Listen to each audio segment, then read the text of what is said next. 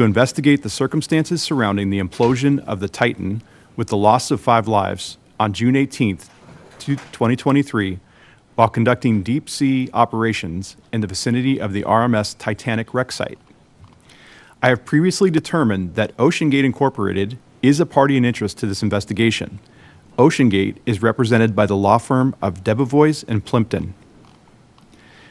As such, OceanGate has a statutory right to employ counsel to represent them, to cross-examine witnesses, and to have witnesses called on their behalf. I will examine all witnesses at this formal hearing under oath or affirmation, and witnesses will be subject to federal laws and penalties governing false official statements. Witnesses who are not parties in interest may be advised by their counsel concerning their rights. However, such counsel may not examine or cross-examine other witnesses or otherwise participate in these proceedings. These proceedings are open to the public and to the media. I ask for the cooperation of all persons present to minimize any disruptive influence on the proceedings in general and on the witnesses in particular. The members of the press are welcome, and an area has been set aside for your use during these proceedings. The news media may question witnesses concerning the testimony they have given after I have released them from these proceedings. I ask that such interviews be conducted outside of this courtroom. Since the date of the casualty, the National Transportation Safety Board, NTSB, and Coast Guard have conducted substantial evidence collection activities, and some of that previously collected evidence will be considered during these hearings. Should any person have or believe they have information not brought forward, but which might be of direct significance, that person is urged to bring that information to my attention by emailing titan@uscg.mil. The Coast Guard relies on strong partnerships to execute its missions, and this Marine Board investigation is no exception. The NTSB provided a representative for this hearing. Mr. Marcel Muse, seated to my far right, is the investigator in charge for the NTSB investigation. Mr. Muse, would you like to make a brief statement? Good morning again. I'm Marcel Muse, the investigator in charge for the National Transportation Safety Board assigned to this accident. The NTSB has joined this hearing to avoid the duplication of facts. Following the proceedings, the NTSB will produce its own report separate from the Coast Guard as required by law. That report may or may not include recommendations to prevent future accidents such as this one. Thank you. Before we commence with testimony today, I have one clarification statement to make to the record from Mr. David Lockridge's testimony on September 17th. In his testimony on Tuesday, Mr. Lockridge referenced his 2018 settlement agreement with OceanGate, which contained non-disclosure provisions. He also stated that he was testifying pursuant to a Coast Guard subpoena at this hearing. To clarify the point, through its counsel, I wanted to clarify that OceanGate, through its counsel, Debevoise and Plimpton, who were retained after this tragic incident last year, had released Mr. Lockridge from any NDA provisions to the extent they could have restricted him from cooperating with this investigation. That release occurred on August 21st, 2023, in response to a request from Mr. Lockridge's counsel on August 20th, 2023. Mr. Lockridge was therefore free to cooperate and cooperated with this investigation following that release. We will now call our first witness of the day, Ms. Renata Rojas, who was a mission specialist on a Titan expedition. Ms. Rojas, please come forward to the witness table.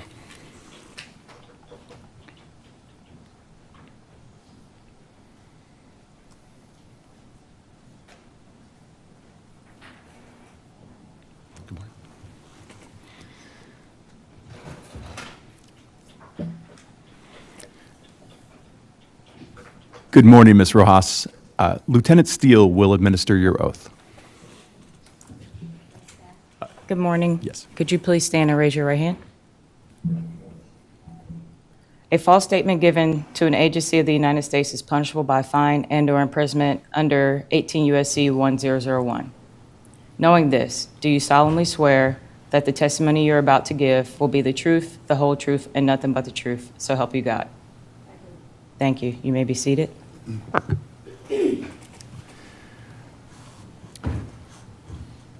Ms. Rojas, I see that you have counsel present with you here today. Counselor, can you please identify yourself and your firm for the record? Yes, Mr. Chairman, my name is John Werner. I'm with the law firm of Lyons and Flood. Sir, can you energize your microphone and just repeat that, please?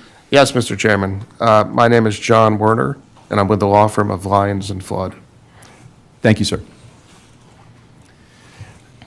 Ms. Rojas, before we begin, I understand this can be an emotional testimony. If you need any time, please just let me know, and we will take a recess and reconvene. Okay.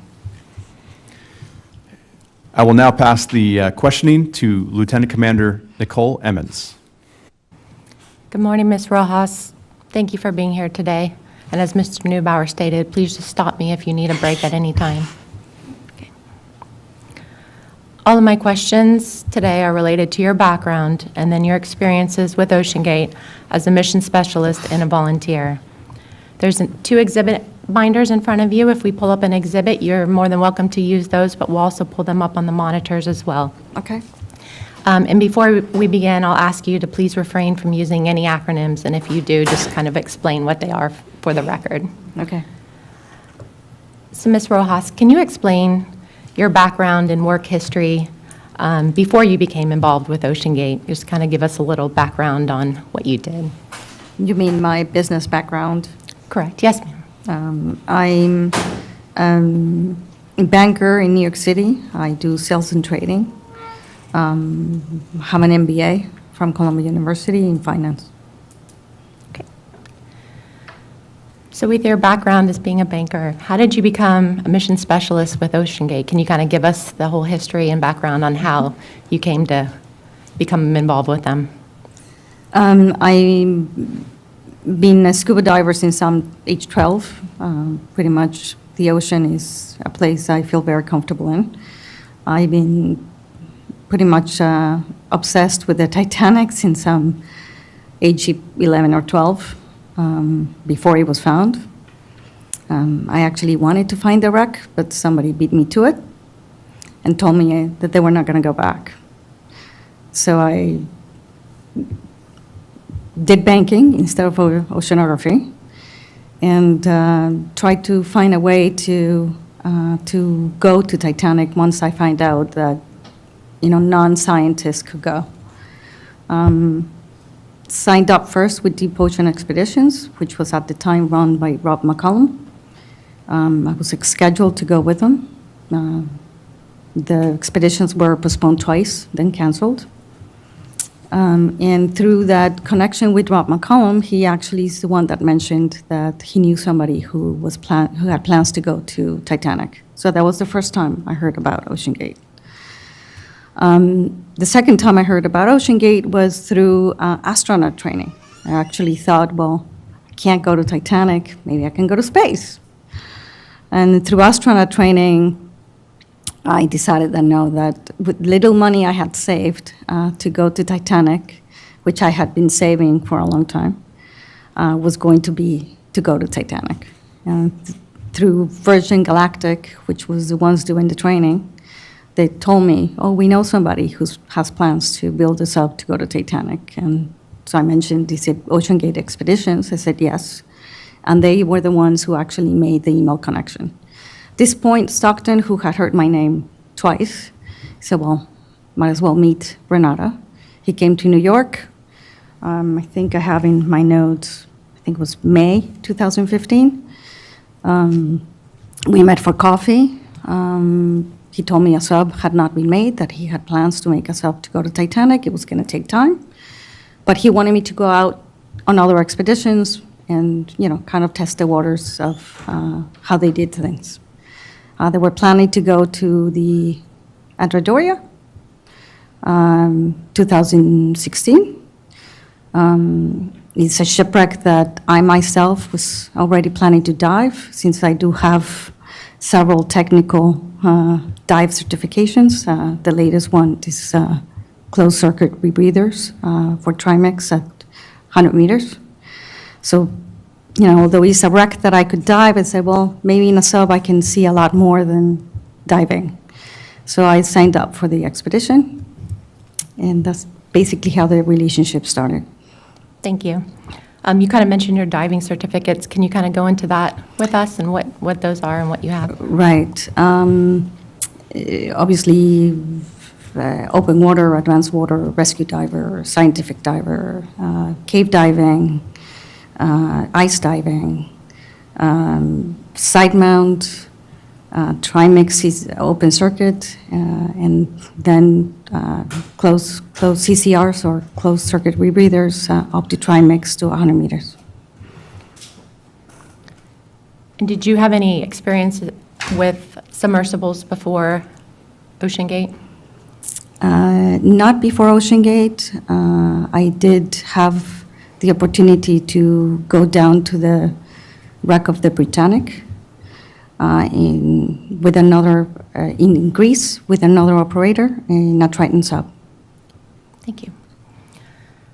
How many dives, and you can estimate too, but how many dives have you conducted with OceanGate? Approximately. Androdoria, Hudson Canyon, one in Seattle. We did a few test dives with Titan. I think it was 2 of them, and then my Titanic dive. Thank you. Were those all as a mission specialist or? Correct. Okay. And what platforms did you conduct those dives that you just mentioned on? There's submersibles at OceanGate. They had a few. So. Cyclops 1 for Androdoria, Hudson Canyon, and the one in Puget Sound, Seattle. Titan, second hull Titan, 2021 and 22. Can you explain to us, in your eyes, what a mission specialist is? Yeah, mission specialist gets a little bit differentiated because he's somebody who gets involved in the operation. It's a volunteer basis position. It's a role that you take only if you feel comfortable with the role and you have a knowledge of what you're going to be doing. You're always supervised, always working with somebody who's giving you guidance. And it's really, it sounds very glamorous, but it's really just standing by to see if anybody needs a wrench. To become a mission specialist with OceanGate, did you have to pay OceanGate any money? Well, the payment was for the dive. You had the option once you showed up to the expedition if you wanted to participate or you wanted just to be an observer and passenger. Can you kind of explain how the payments worked when you paid for the dive that you said? Like, who did you write that out to? Who did that go to? Who did you work with to coordinate that? Once you said yes, they would send you basically instructions for payment for a wire transfer, and you paid. I can't remember exactly who I paid. I think Androdoria was Argus Expeditions. I don't remember who Hudson Canyon was. I'm assuming it's also Argus Expeditions. I can't remember exactly the wire transfer. I don't recall at this time. Okay, thank you. And what is your understanding, or what were you told that your payment was for? Well, you were given a contract that details, okay, you're giving a deposit by this date, you're giving the balance or 40% at a second date, certain amount is refundable if you cancel by X number of days before the expedition, or there's a portion that is not refundable as well. Very well understood that if you show up and the weather doesn't cooperate, you don't get a refund. And it's just escalated. It's just normal normal contracts. And then once you get the detail of when to pay and the dates, is basically send them a wire transfer. You also have to sign medical forms, get a medical, all of that. You have to submit them before you go on an expedition. And I know you kind of went into it a little bit about the refund policy. Can you kind of go into more detail on that? What exactly you could get a refund for? There wasn't really a lot of refunds. I guess you could get a refund if you gave a deposit at the beginning, like a year in advance, and then 6 months before the expedition, you canceled, you would get a refund. I don't have that contract in front of me. I'm sure we can probably pull it out, but it was very clearly stated when you would be able to get a refund or not. It was pretty clear that once you started to get a deposit and you were signed on, that you were running the risk that if you need not get your money back, you may not get your money back. Did you ever get a refund or have to use a refund process with your dives? No. I think Stockton in particular was very fair, that if you did not get the dive that he wanted you to have, he would bring you along for other expeditions. He was always fair in trying to make you square. So for Titanic, if you decided very last minute you didn't want to do it, he said, we'll figure it out, we'll do something else. And those contracts that you signed, were those kind of the same contracts for the Andrea Doria dive, for the Hudson Canyon dives? Did they all kind of? I think it evolutionized as, from Andrea Doria to Titanic. I think the Titanic one was a little bit longer. There was a different dive than doing the Andrea Doria, right? Okay, thank you.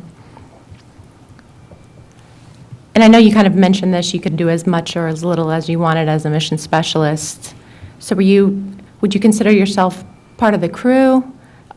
Specifically for you, did you, kind of work with the crew, or did you take more of the passenger, I'm just going to ride I this was up? one of the few that really took on the role of a mission specialist. I enjoyed it. It was fun. I was learning a lot. I was working with amazing people. Some of those people are the very hardworking individuals that were just trying to make dreams come true. Did you ever receive any training from OceanGate? Can you kind of take us through that, the training you received to do those jobs that you just described? Yeah, obviously, for any position that you're going to be helping somebody out, you meet with that person, they go in detail with what they're going to be doing, what they're going to need from you. And as I said, some of that might be just, this is where the wrenches are. When I ask you for a wrench, this is where you come and grab a wrench. Sometimes it was just keeping the container clean. I joke around that I was a cleaning lady, but if you got familiar to where all the equipment was, when somebody asked for anything, a wrench, the drill, anything like that, you knew where it was, you could hand it over. And it was just to make their job a little bit easier. Thank you. So yes, you had a walkabout of what were you going to do, what were you going to be exposed to, are you comfortable doing this? Do you rather just stand around? Just get you familiar with the procedures. And was that on every dive you kind of played that role? Yeah. Okay. I know you had mentioned about the medical and the physical, so we're going to kind of get into that a little bit. Lieutenant Steele, can you pull up Coast Guard Exhibit 009, which is what we have as a mission specialist job description? Are you familiar with this document, or have you seen this document? Yeah, I haven't seen it in a long time, but yes. Okay. Get my glasses. Oh, yes, please. See it in the binder. Oh, good. And we're going to kind of look on the first page there Yeah. under physical I've duties. seen this. Okay.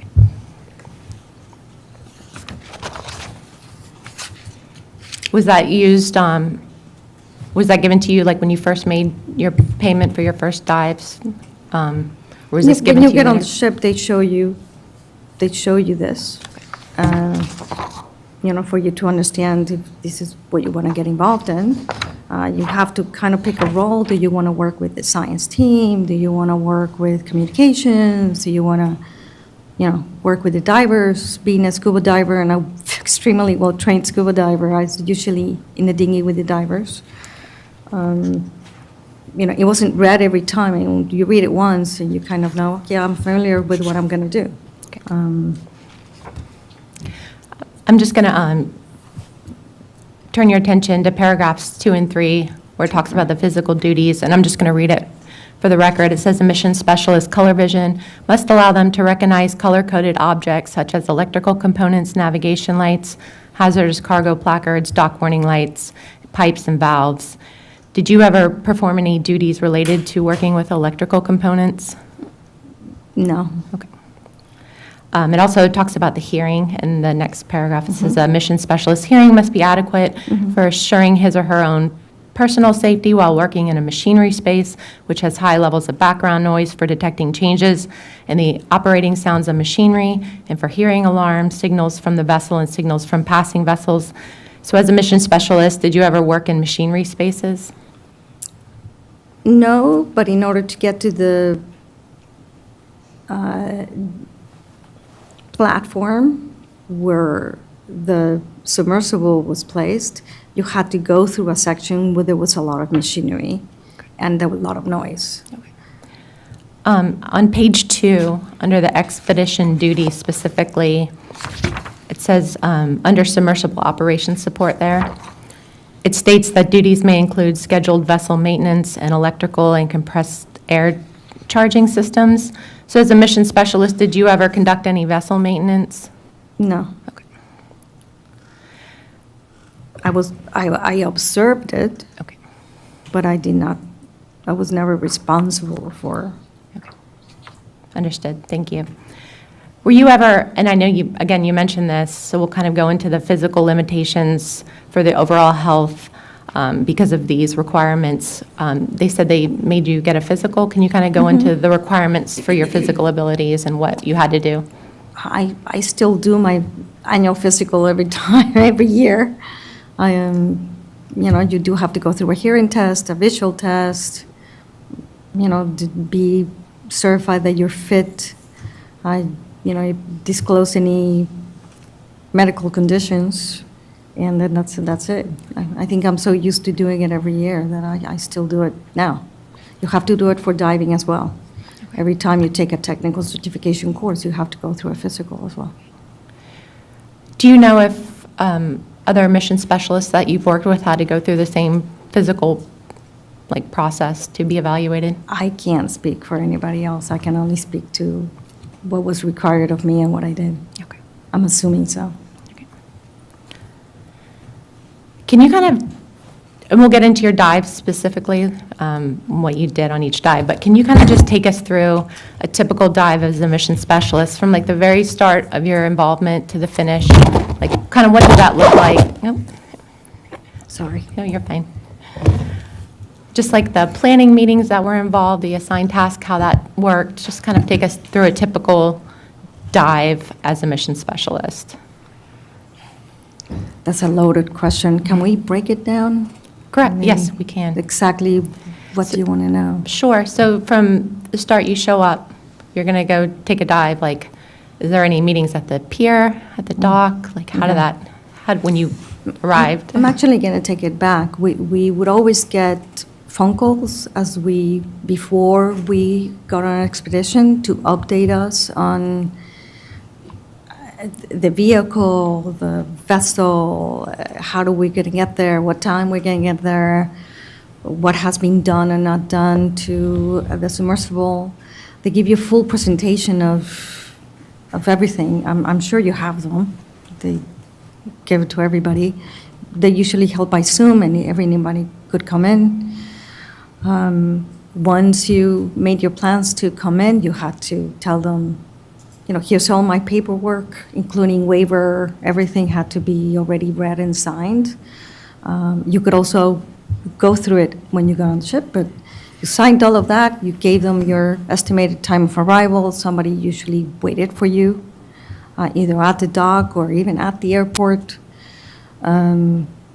Be driven to the vessel. You get in the vessel, you get introduced to the captain of the ship as well, who you are, what are you going to do. Sit down, have a sit down to go through the waiver again, and what you're going to do, what do you want to do, what's next. This is the events of the day. As I said, you're mostly just observing and watching. If you want to say, hey, can I help you with that? You need to say, yeah, come here, help. As I said, the helping is mostly watching what they're doing and them teaching you what they're doing. Then usually there was a briefing the night before any dives, and then the morning of the dives, where you actually went through a very detailed dive plan, hour by hour, time by time, roles. The night before, obviously, they asked you, what do you think, what do you feel comfortable doing, where you want to be? Sometimes you felt comfortable going in, sometimes you didn't. And then the operation starts, right? And they do make you aware that if you're going to get involved, you're going to be there for 12 hours. A change of crew is a significant change in their dive plan, and they designated it as a strike. They had a 3-strike rule in the safety procedures with a certain number of anomalies was 1 strike. Anomalies could have been anything small from a rope being out of place, not having water in the sub, very simple stuff. Can't remember the number of anomalies, if it was 6 or 9, but a number of anomalies was a strike.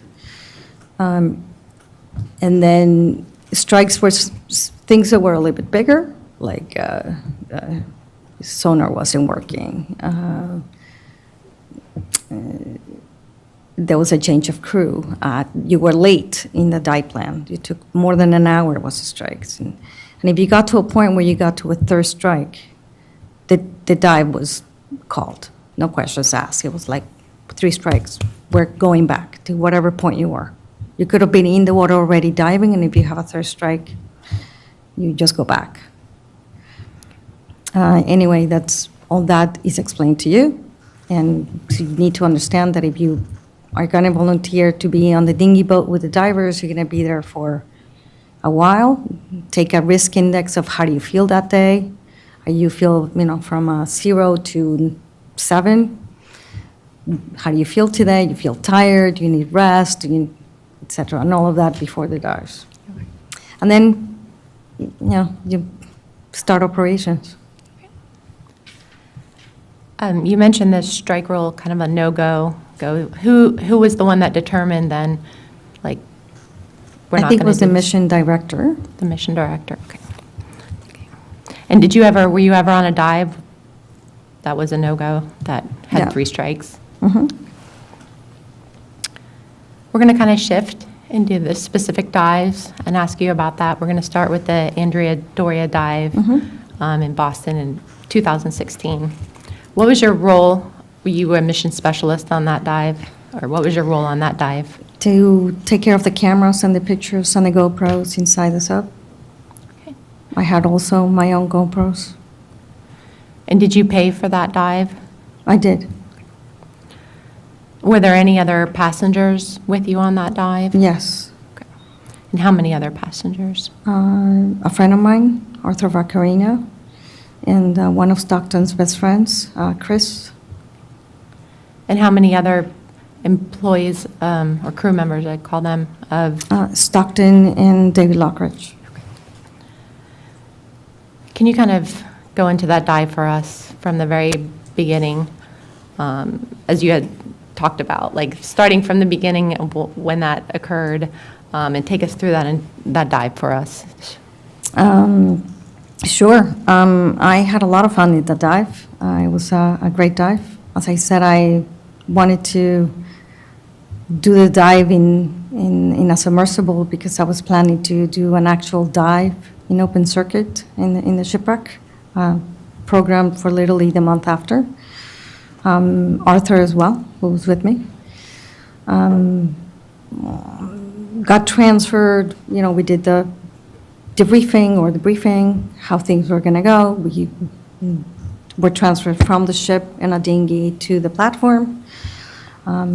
That Cyclops was pulled all the way from Boston to Nantucket, as they do on the platform behind the ship.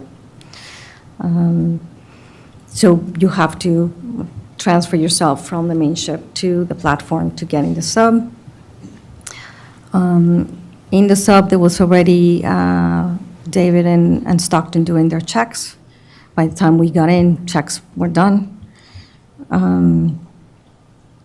Get comfortable. They give you a little screen where you can actually see sonar. You go through a briefing, obviously, on all the aspects of the submersible. What happens if this happens? What do you do if somebody faints? Things like that, emergency procedures inside the sub.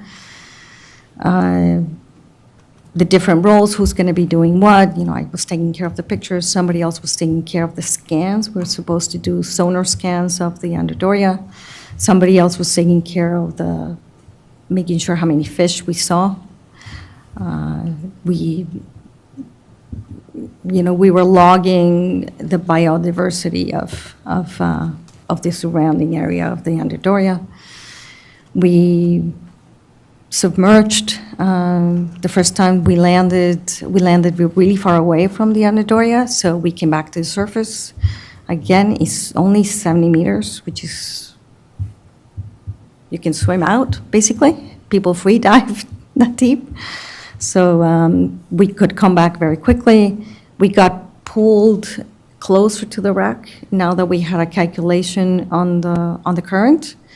And in the Underdoria, the currents are 2 knots or 4 sometimes. It's in the channel, in the shipping channel. So, if you're not diving in slack tide, you're going to get taken away by the current. Came back to the surface. They dragged us on the surface. They dragged the submersible to position us in a position that the current would take us and place us near the wreck.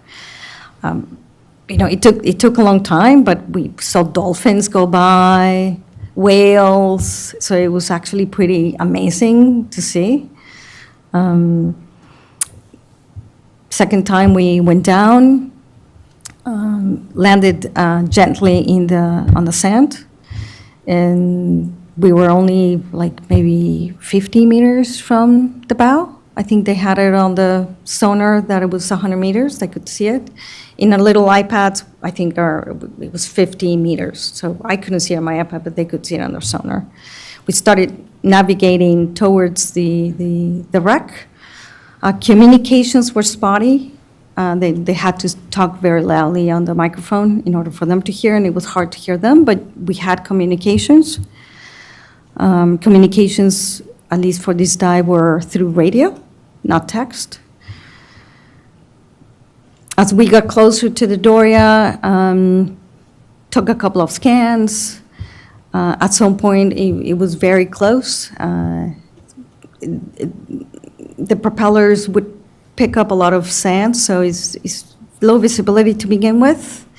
But with the propellers lifting off the sand, it's not that very easy to see. So we would go and stand, and make decisions of, okay, where are we, et cetera. At some point, we saw the bow. We actually asked them to turn the lights off so we can kind of see where we were. They turned the lights back on, making a plan to kind of go around so we could take a scan. And at some point, we ended up right below the bow, in the prow. If you guys are maritime, you know what the prow is. We were at the prow. In a position, I think, was the sand had like a hole, and you could definitely see the top of the bow on the hatch. So it was a very, we did have a lot of room to maneuver. So Stockton was trying to get us out hopping, doing bunny hops. It's like, so he wouldn't race. We didn't want to touch anything.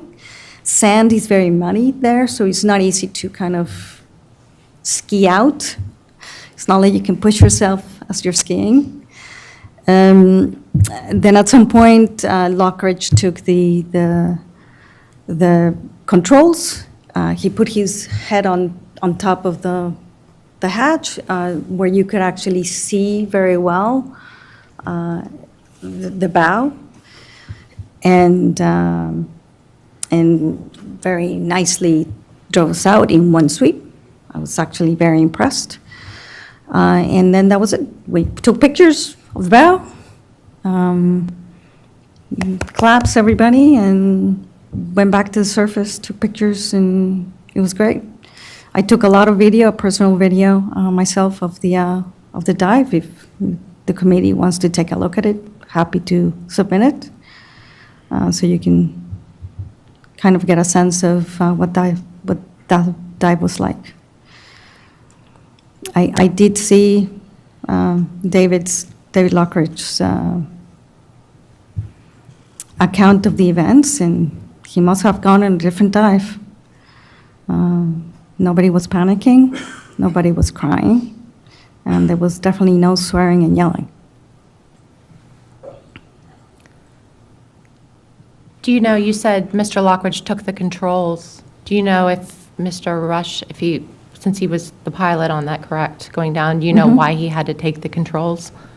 Lockridge or David? Well, Mr. Lockridge. I don't know why he had to take the controls. He kept asking for the controls. The pilot was, to me, clearly Stockton. Okay. And he took you down there? Yes, And then at some point, and he was driving the whole time, yeah. except for the last part, correct? Yeah, the last part as we were trying to maneuver out of the prow. Lockridge had a better view going into the viewport, not the viewport, the hatch. If you could poke your head in, stand, not sit, stand, and actually have a 360 view. So he was in a better position to kind of maneuver and not touch anything and maneuver out. So he asked for the controller. Stockton gave him the controller, and he drove us out. Can you kind of explain for us, I know you said where he was, how was the rest of the seating arrangements on board? Like, where were you on board and the other two passengers? I was right at the dome. Okay. Right at the dome, where all the cameras were. You know, my job was to make sure all the cameras were on, so that's what I was doing, was trying to change all the cameras. I think Arthur Chris was next to me. There was 2 seats in the front, in the dome. I was in one part, Chris was in the other, and I think Arthur was right behind me. And the pilot then sits for the Yeah, rear? the pilot sits. Cyclops is about the size of a van. So if you're all the way in the front, the pilot is like 2 seats away. So he's not that close. The hatch is right in the middle. I mean, you're going to say a little bit to the front. So even if you're standing, it's not like somebody can just hand you over, something like that. You need to kind of go down and go to the back. The back is you're wedged in the back because you have to need to have the room to see the 2 screens and all of the controls. Were you aware that on the Cyclops 1, that it wasn't inspected or classed or certificated before you went on that dive? I didn't even ask. It was a 70-meter dive. Was vessel classification or inspection ever brought up or discussed with you as a mission specialist? Yes. And what was told you I about think that? they were very transparent on giving you the specs of, this is, especially when it came to Cyclops 2 or Titan, that it was experimental, not classified, plenty of opportunity to ask why it was not classified. You were giving a very transparent response.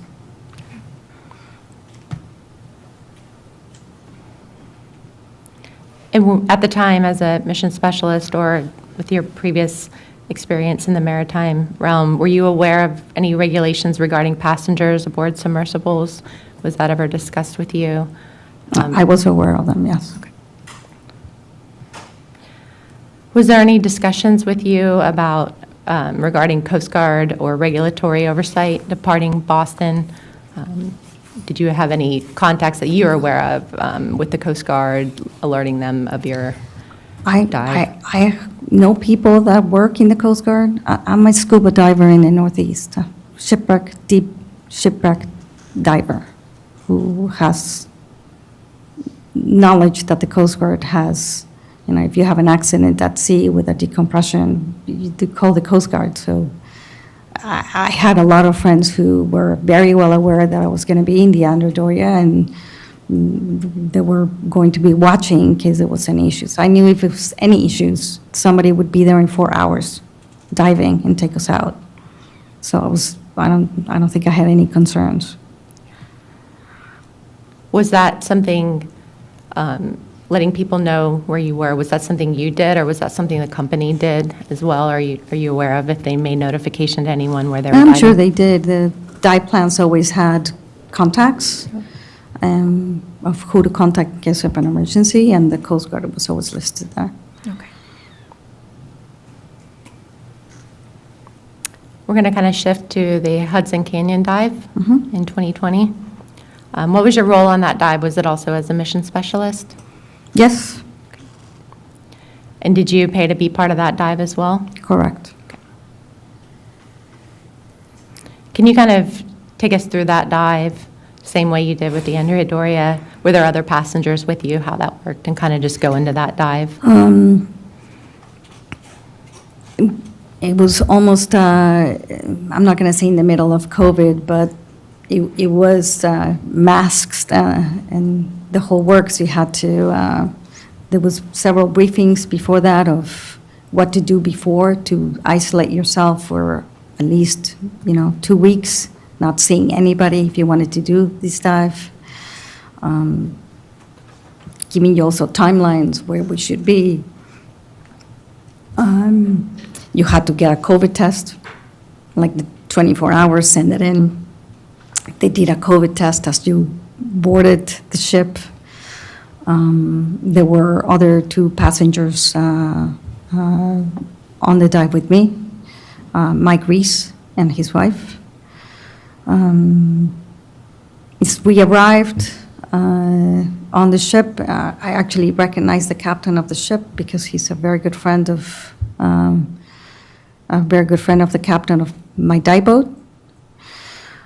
So we said hi, somebody I knew. We went through briefings, after COVID tests and briefings, etc. You still had to keep your mask for a day before you could take it off. I think that day we kind of just witnessed preparations of the sub, went through weather, sat down for dinner, then we went to sleep. The next morning, as we arrived in, we had watches, 2-hour watches to watch the submersible that was on the platform that was being pulled. It was not normal for them to be pulling a platform behind them with a sub. And Hudson Canyon being far, you had to kind of watch with binoculars in your 2 hours. So you did your watch, you went back to sleep, and then next morning's breakfast, get ready for the dive. In this dive, I was also took care of the camera, so I didn't really have to go on any dinghies. The Reeses decided that I don't think they were going to participate much. They were going to be passengers, not mission specialists. I think we played around in the bridge and took pictures and did interviews. We kind of kept the time that way. Once we got to the Hudson Canyon, got transferred, we did a debrief as usual. This is going to be the day, the operation, who's going to be in what role, how do you feel this morning, the whole procedure. They would explain to you, obviously, the 3-strike rule. I think that's something they borrowed from space, from the space program. Boarded from the ship to the dinghy, from the dinghy to the platform, get into on the submersible. You get in the submersible, and as they're pulling you in position, you're being given instructions by the pilot about what you're going to do, what are you doing this, what is this button, what's this other button, how things are going to go, etc. Once they close the hatch, pull you into a position where you're going to be, we wanted to be close to the wall of the canyon wall. Started dropping. I was actually very excited to see the Reeses, who had never really been underwater, to see their reaction to all the little animals going through the dome. Squid, we saw squid. It was just very exciting to see them. You know, I'm a diver here, so I do see animals, but seeing it through somebody's eyes was pretty amazing. We landed in the bottom, trying to get directions to get to the wall because we're in sand. At some point, we stumbled into lobster pots with a lot of life, and we kind of just followed, with a sonar, we just followed the lobster pots. It was far away from the wall, but that was a lot more interesting in terms of animals. We saw squid, crabs, lobster, animals, plants. It was pretty amazing. You had to log. Part of the job was making sure you logged every animal that you saw and the time. Yeah, I'm not sure where that information went to, but that was the science we were trying to do. And, you know, it got to a point where they called us back up. We had to back up. We went back up. We parked the sub. It takes a couple of tries to maneuver that sub into the platform. I also have videos of that, if you want them. You have to kind of do it in a certain way, and the skids have to be in place. Somebody, if you're looking at the dome, you tell them, oh, yeah, you're going the right way. There's two tanks on that platform, so sometimes you kind of just hit the tanks and stumble like that. You kind of just go down. They guide you in. And that was it. We came back up, had a debrief, had dinner. You know, they always had an interview on how was your experience, what would you change, would you have done anything differently. You know, they wanted feedback. And then that's it. We went back to New York. Do you know any of the feedback that was given and discussed on that dive? Those were individual feedbacks with either Stockton or the mission expedition leader. And I'm sorry, and if you've mentioned this, but who was the pilot on that specific dive? Stockton. Okay. Thank you for that, Ms. Rojas. I think we're going to take, I'll pass it to Mr. Newmeyer. Yeah, before we go to a different line of questioning, can we take a 10-minute recess? Yep. Thank you, Ms. Rojas. Thank you. The hearing is now in recess, and we'll reconvene at 9:35. Thank you.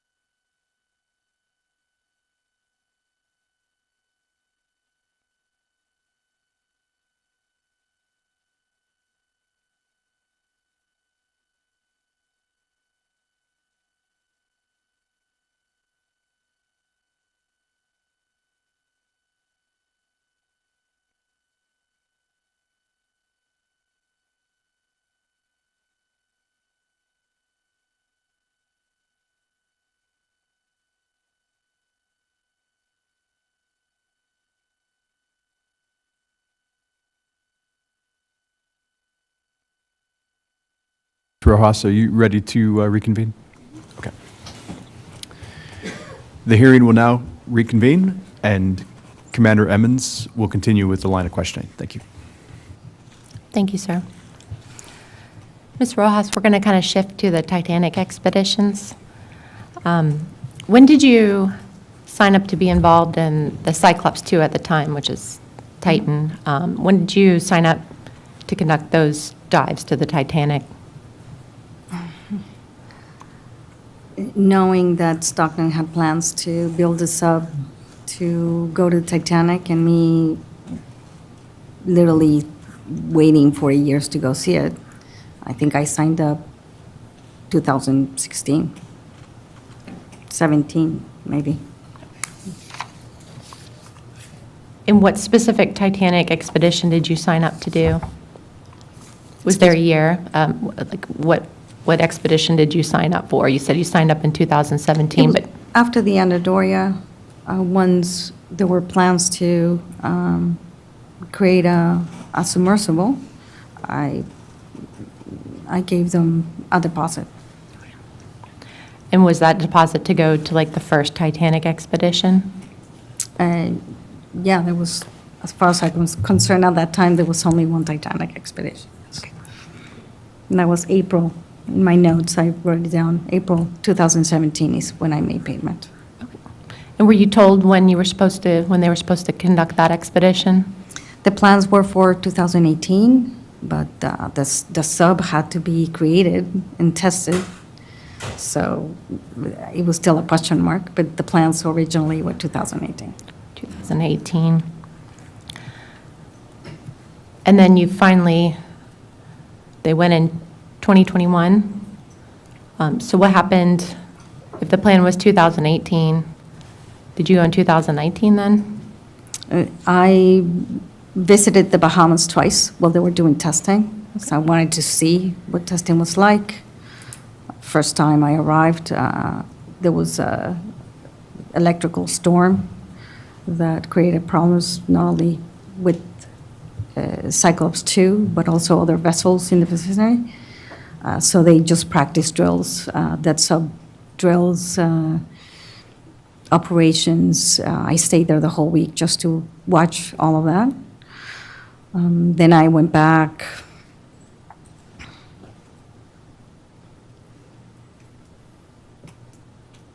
I think April 2019, also to witness just operations and testing dives. Periodically throughout that year or two, we were given progression of the testing. Today we did a dive to 400 meters. Today we did a dive to 600 meters. Unmanned, manned, I think Stockton ended up getting in the sub to do a manned dive after 5 dives, progressive dives. I knew when in my visit in 2018 that 2018 was not going to happen from the beginning. And 2019 was, he was going to try, but it was in question, you know. Testing had to finish first. In 2019, again, he said, I'm sorry, we're going to have to postpone. 2020 was not possible because of COVID. So then it became 2021. Did he give you a reason in 2019 why it had to be postponed? I think there was a couple of things. One was the main ship that they had planned or they had booked to try to go, canceled on them. That obviously was difficult to obviously get deposits back, so there was some financial strain there. And then also the sub had to be redone, so a new hull had to be made.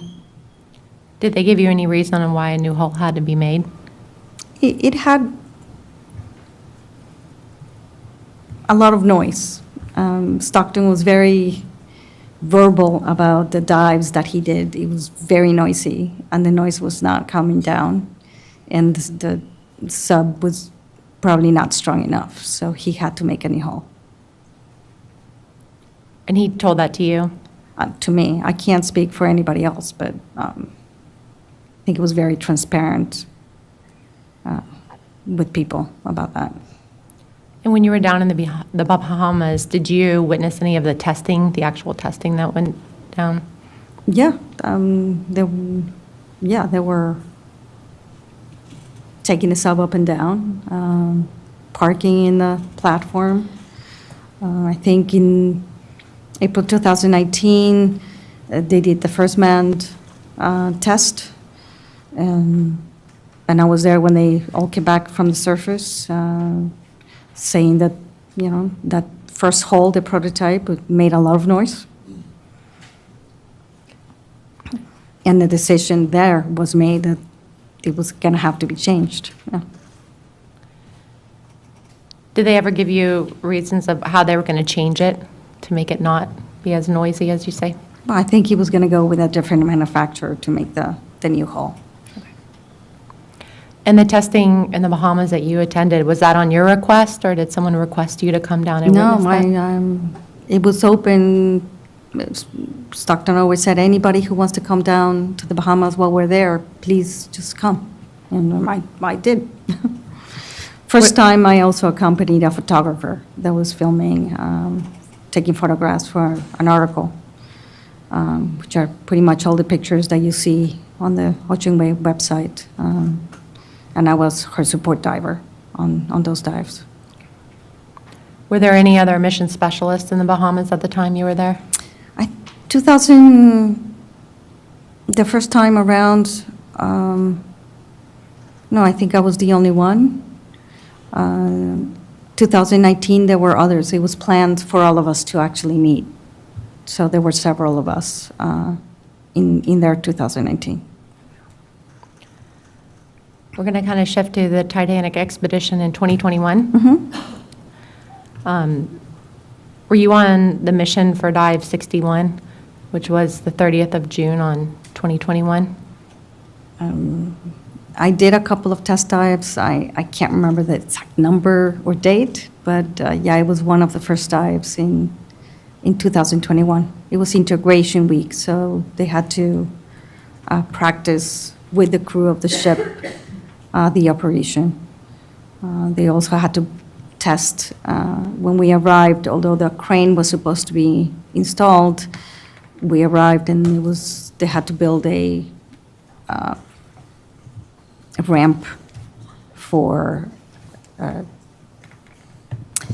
to take the sub in the water and out of the water, and that needed to be practiced. So what was your role on that dive on? It just observe. Okay. Observe, give my opinion at that point, yeah. On that dive 61, it was to 7 meters. It was the first dive after the deep water testing facility. Okay. There was in the maintenance log that the dome fell off. Were you there when that happened? Yes. Can you kind of describe that event for us? Well, as we were getting pulled back into onto the ship, it was one of the first times that the crew of the ship was actually handling the platform on the sub.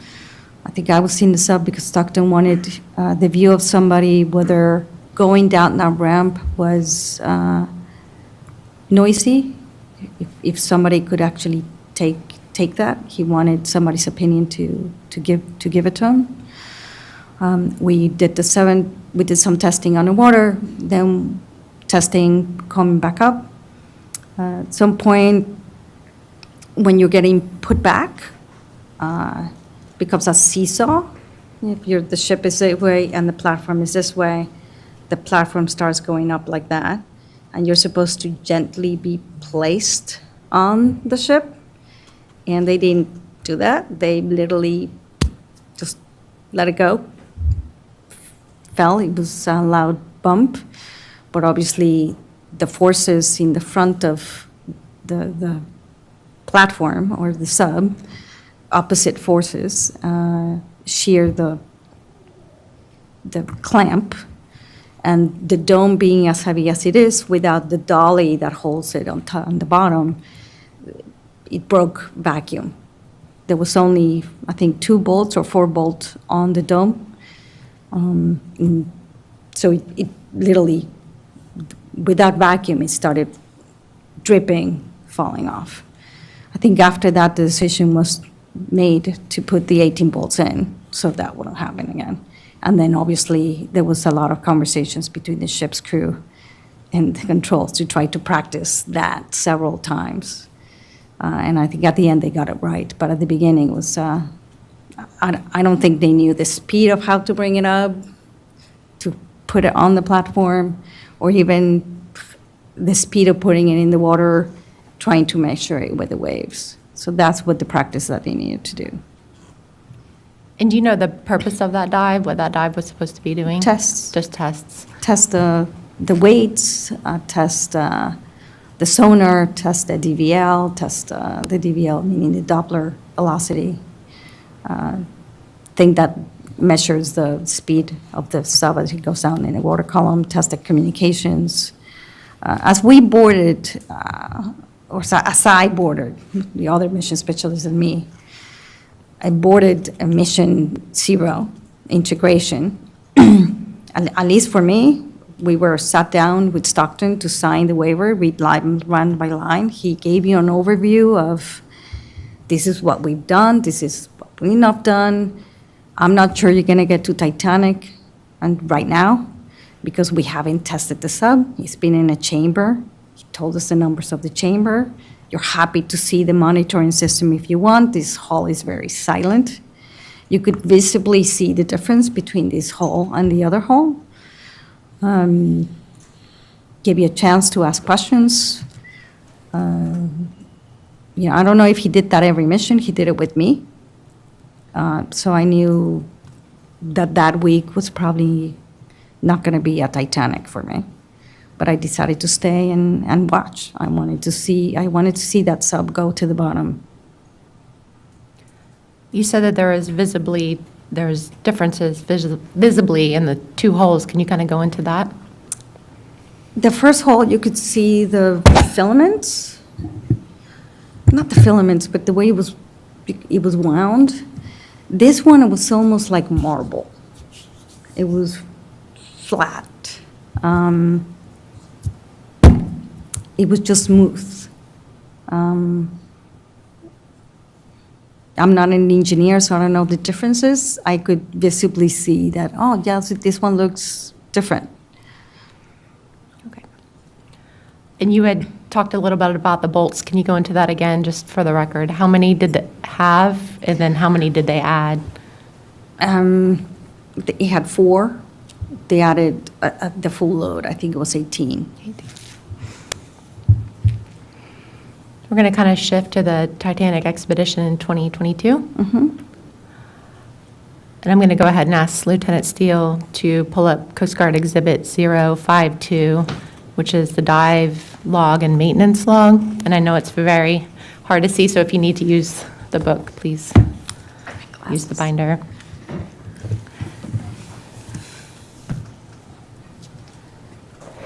No, I don't need glasses for this.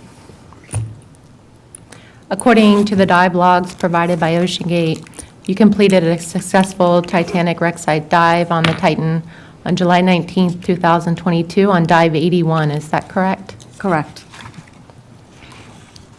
On the far right column, Lieutenant Steele, if you could scroll to that.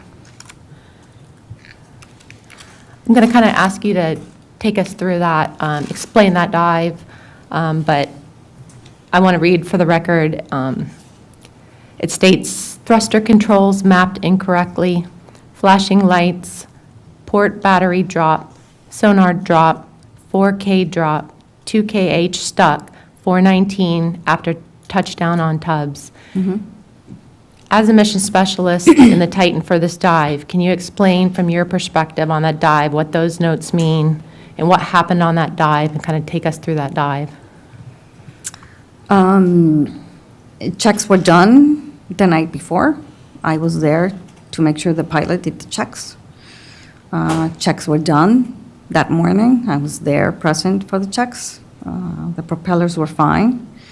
Then we turned off not we, but the sub was turned off while we did the briefing. When we came back to get on board, et cetera, we went through all the checks, sub was turned on, and it was a surprise to all of us when we were taking off the platform that, you know, I didn't even feel it, to be honest. It was a pilot who felt that there was something weird in his driving from the platform. At that point, we were already dropping, but he was texting back and forth to say, what was that? We just did our descent and decided, okay, at the bottom, we'll see what happened. I think we had no strikes, or maybe one strike. That would have been obviously marked as a strike. When we got to the bottom, we landed very gently. Procedures are that you usually start dropping weight early to slow down. We also were doing experiments to trap water in the column with Naskin bottles, so that also had to be done as you're dropping down.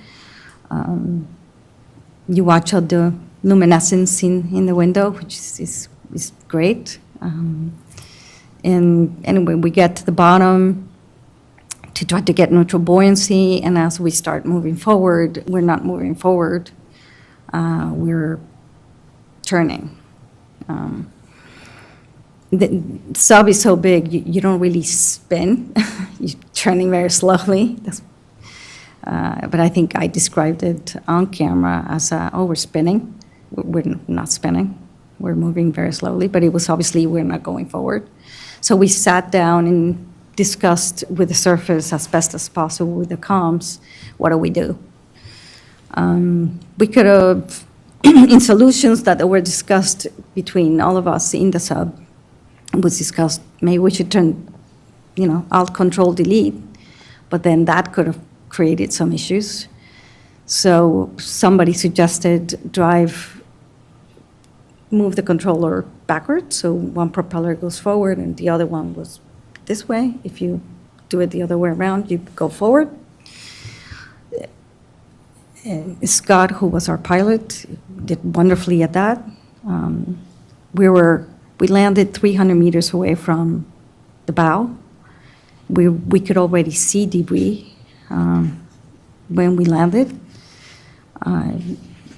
Questions inside the sub were like, you guys want to go up? What do you want to do? And we all said, we're going. We're very close. And we did a dive. We actually put the pilot in the front dome at some point because it was easier for him to drive and to see. So we all took turns in the window with him. We did a dive, usually 3 to 4 hours. Gave some time to the scientist on board to do what he needed to do with the science and take pictures and explain to us, all the corals. And then we came back up. Lights were flickering. Yes, they were flickering, but you could see. I did not notice any sonar drop. We found a wreck with sonar, so know what that is. When all of us are in the window, in the front, the sub goes down and the sonar looks down, so you cannot see. So you have to balance yourself in the sub in order for the sonar to pick it up. But I did not notice that. At the surface, the batteries did get low. You drive on the surface towards the boat, which drains a lot of the battery, but at that point, you're back. And as we were parking the sub in the platform, it lost the batteries, or the remaining battery life drained.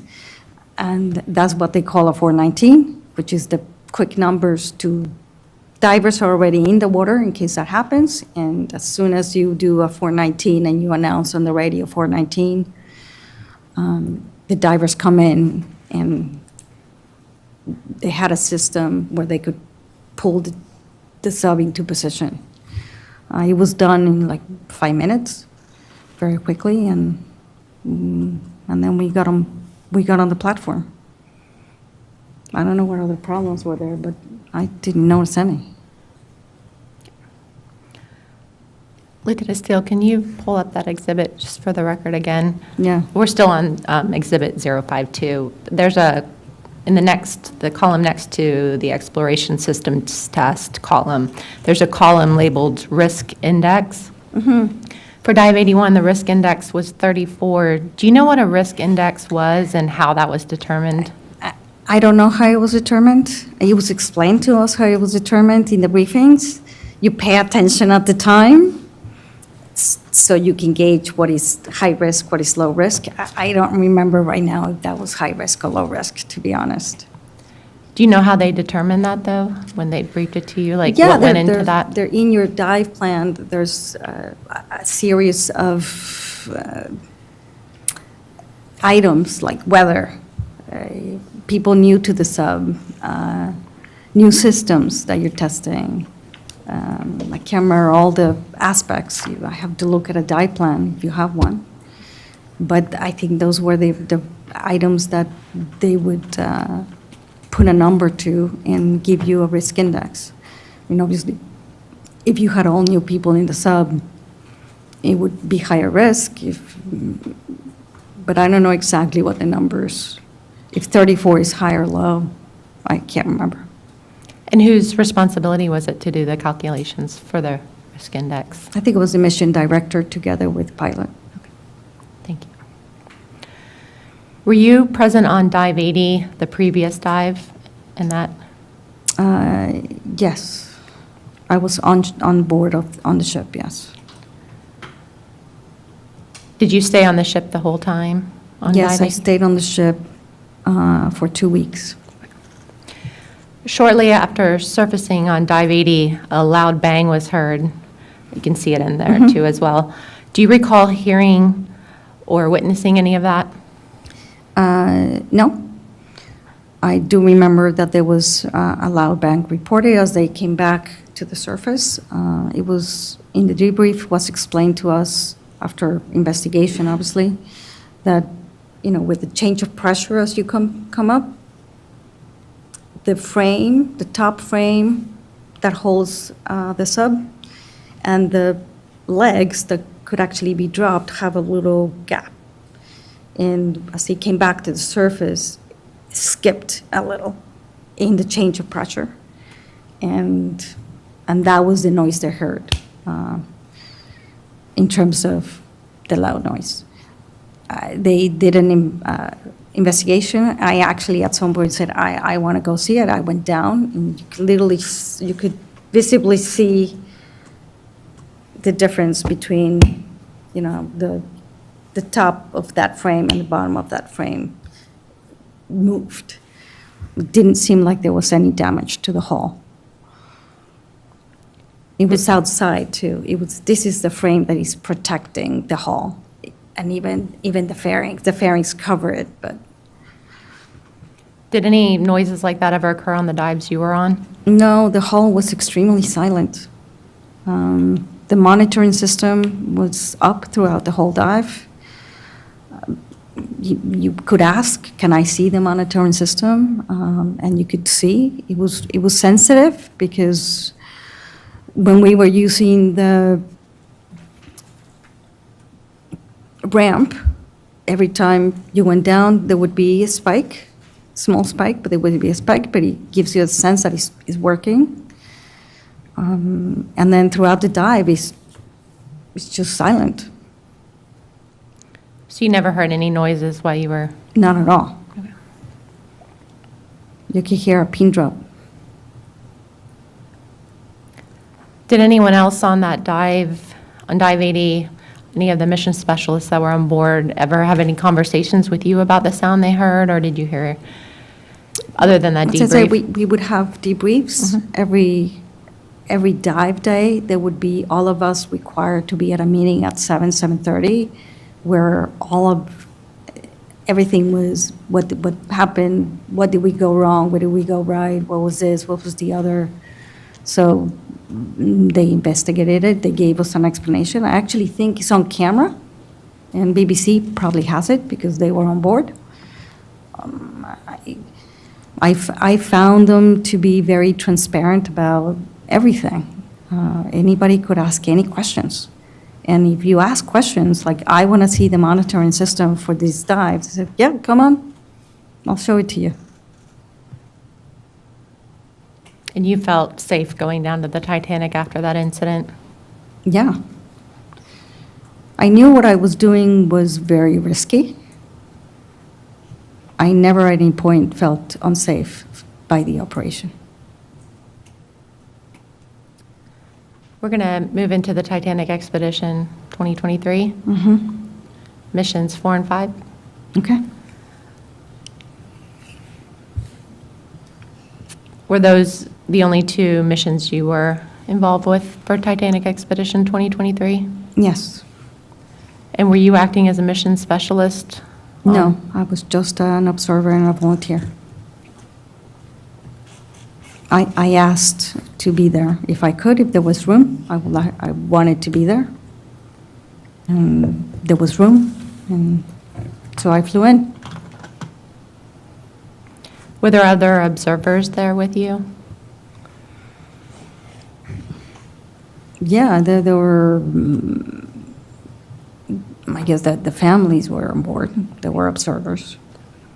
I mean, as in the many years that I was involved in missions, I was very familiar with the operation, especially with divers on board. You know, it's usually 2022, I was mostly on the diver dinghy because I'm very familiar with dive equipment.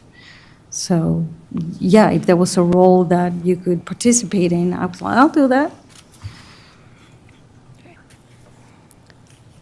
Can we, Lieutenant Steele, please pull up Coast Guard Exhibit 052 again? And it's again the dive log and maintenance log.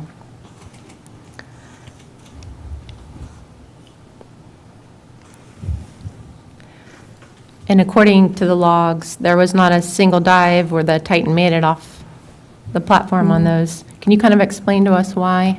Fog. It was too foggy.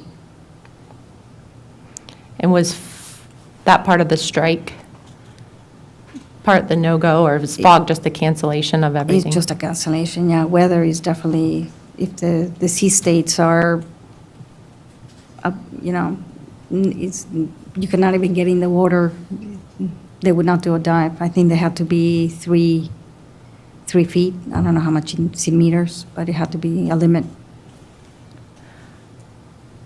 Can you explain on dive 87 what happened when the Lars ascended to the surface on that dive? Yeah, I was on the dinghy with Tim. He did do the checks twice. Somehow one of the tanks was not open, and that when the platform came up, it rolled sideways. They were still tied to the platform, but I'm pretty sure that whoever was in the sub was all, you know, squished to one side, so they were probably not very comfortable. It took a while to get it righted up. While they were trying to figure out if it was the tanks, it was something else, it would be the best way to bring him up. And then that was it. Do you know how many people were inside at the time? Yeah, I think it was 5. And can you describe the weather on that day in the sea state?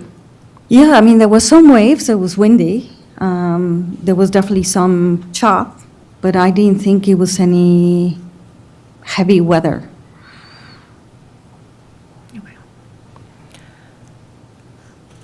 Lieutenant Steele, can you take that one down, please, and pull up Coast Guard Exhibit 023, which is the dive plan 0088. And we're going to kind of shift to dive 88. Yeah.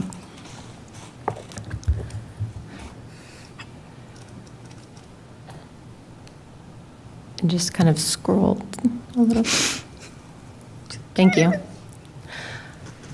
Ms. Rojas, we could take a break if you would like. Yeah, I think let's do that. Okay, the hearing will now recess, and we will just reconvene when the witness is ready to reconvene. Thank you, Mr. Chair.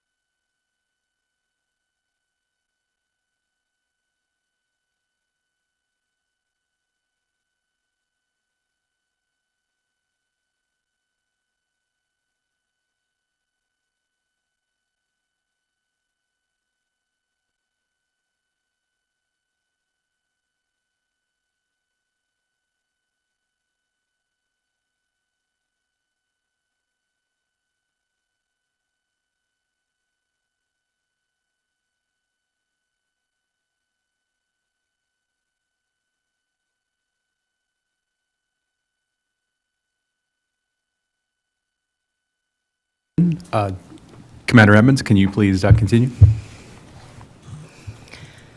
Lieutenant Steele, thank you.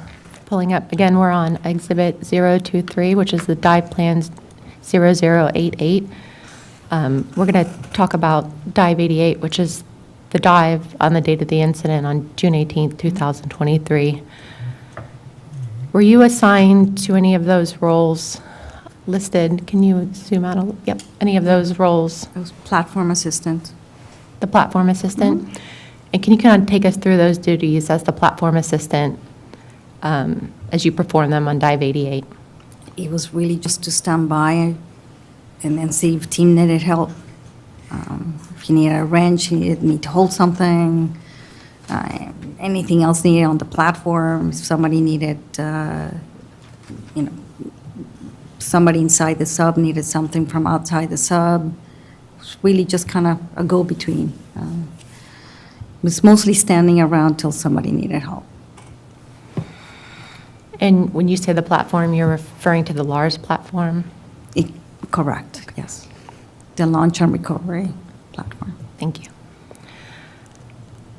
Prior to submerging the LARS platform on Dive 88, a stop ski was scheduled. Can you tell us why that was scheduled? They were scheduled on every dive as part of the safety procedures. As you go in time, it's also borrowed from the space program, that's what I understand.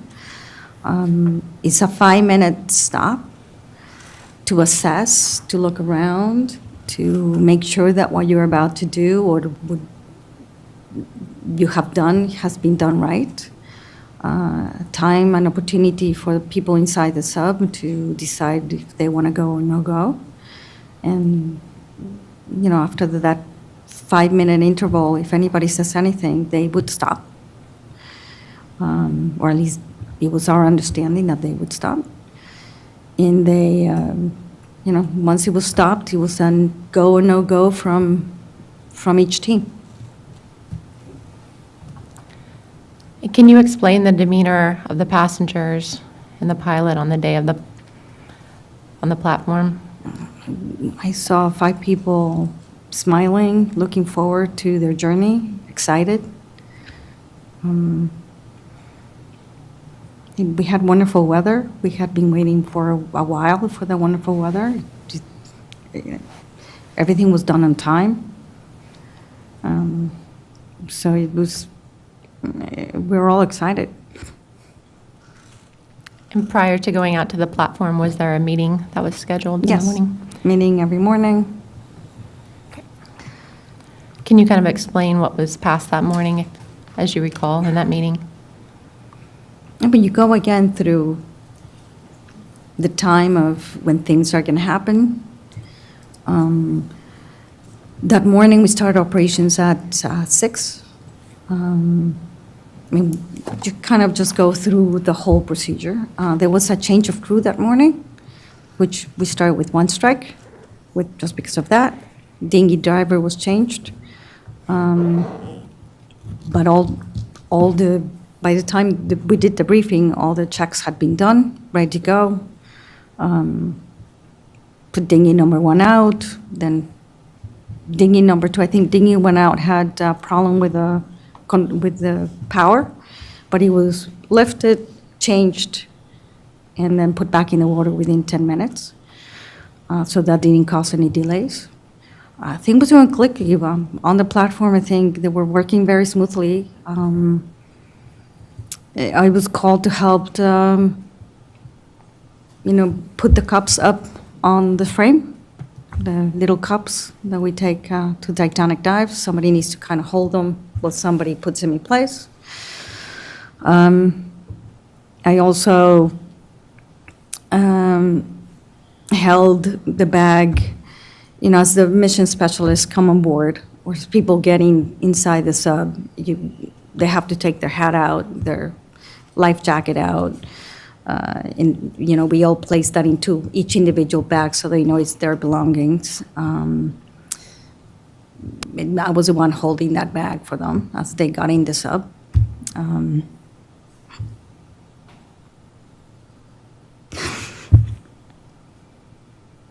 they were just very happy to go. And that's the memory I have. Nobody was really nervous. They were excited about what they're going to see, make sure you have your camera, that type of thing. Thank you. Other than the dinghy driver that you mentioned and the dinghy problem, was there anything unusual or different that day that you can recall? No. Not at all. Everything, the weather was great. After your platform duties, can you kind of take us through your next step, where you went during while they were descending? Dive went off, the sub went off the platform about 9:15, which is, I think, right on the money in terms of the dive plan. Tim brought the platform up. We proceeded to accompany him in whatever platform duties he had to do. We had tea, a sandwich, even breakfast, although it was really early. Then we finished that. We were all ready. You kind of do it before to be ready for when they come back. We're transported to the ship. Time I got onto the ship must have been around 11. Remember this because breakfast is 11:30 usually. I went to my room, just changed because you're wet, etc. I went up to the bridge to make sure Wendy wanted any food, kind of check on things, how are we doing. They still had comms at that point, so I went down to get something to eat, although breakfast was not open. We all started to eat, and then I remember at some point at breakfast, we had no update on the comms. Usually throughout dives, Wendy would read out every step of the comms. Even at some point, the message from PH saying hi. PH sends, he said hi from PH, so she read it out. And then that's it. We all kind of went to the bridge to check. We haven't heard from them. We don't know where they are. Where are they? They were very close to Titanic. Very likely that they had made the dive at that point, that they would have gone ahead and tried to at least see the bow. And that was it. They kept us briefed. Said go to sleep, etc. Because if they do come back to the surface, we all need to be here to keep watch of them coming to the surface. We had a briefing. I think it was around 3:30. Procedures were explained to us. You wait an hour. They're supposed to come back. You don't know how fast or how slow they're coming back. Anyway, briefings were at every step to communicate what was going on to us the entire time. Can we kind of go back to when you were up on the bridge? Were you up on the bridge when they were having communications with the Titan? Not the prior- whole time, just check on how things are going. I don't know what Wendy ate, but I just wanted to make sure that she ate. At any time, did you ever see anything on the water, feel anything, hear anything while you're on board the vessel? Nothing. What did you understand to be the rescue protocol if something were to go wrong with the dive while the Titan was below surface? If they lost comms? I said it was explained to us, you try to regain comms. Usually they're allowed at least an hour in the bottom. Could it be possible that if they were in front of the bow, everybody begged in the sub to take another hour? Like if it was me in the sub, I probably would have said, please give me another hour. You have to take that into account. and then have them come back to the surface. I think they started doing patterns to see if they could do the tracking and take a read from them. When they were overdue, I think they were due back in the surface at 6. I think that the conversation was another 15 minutes and we're calling the Coast Guard. At this point, they're really overdue. And then that's what they did. Yeah, we went into go mode at that point. So the plan was to continue trying to get comms, doing search patterns, and then finally calling the Coast Guard? That's what I understand. I think at least Canadian Coast Guard was already notified before that. But the protocol was to try to do the search. So as an experienced diver, in your personal opinion, do you believe that was an adequate plan? That's beyond my pay grade. I'm a technical scuba diver, not a submersible. And as a mission specialist, you were okay with that being the rescue protocol if something went wrong? It seemed like we were all helping in taking turns to look at the surface, and that OceanGate was taking steps to follow their own protocols. It didn't seem to be anything of concern until about 5 or 6 p.m. And what was the demeanor of everyone on the vessel at that time you just mentioned?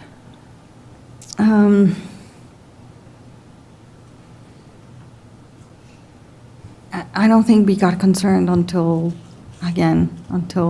it was really overdue. Was there ever part of a dive that failed, as in you didn't complete its intended mission that we haven't discussed, that you were a part of? Can you repeat that? Was there ever a dive that failed, or you didn't complete its intended mission that you were part of as a mission specialist that we haven't discussed today? And there must have been another that was not completed. Well, did another test dive in Titan in Newfoundland to test different things. I think it was 100 meters. And what happened with that? Then we did the dive. It went fine.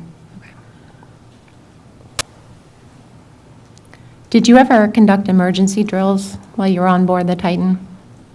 What do you mean, emergency drills? If something were to go wrong, is there a procedure in place for inside the vessel? They go through all of that, beginning to end, where everything is, etc. And when is that done? As people are doing the checks on the sub, once the dome is closed, while you're waiting for all of the vacuum and all of that, they start doing the briefing. Can you kind of take us through the briefing once the dome's closed and you're inside? Like, what's briefed to the passengers? What I can recall, it's very wide. They show you literally where the medicine is, where the masks are in case of fire, where is the fire hydrant, what to do if you even have a headache.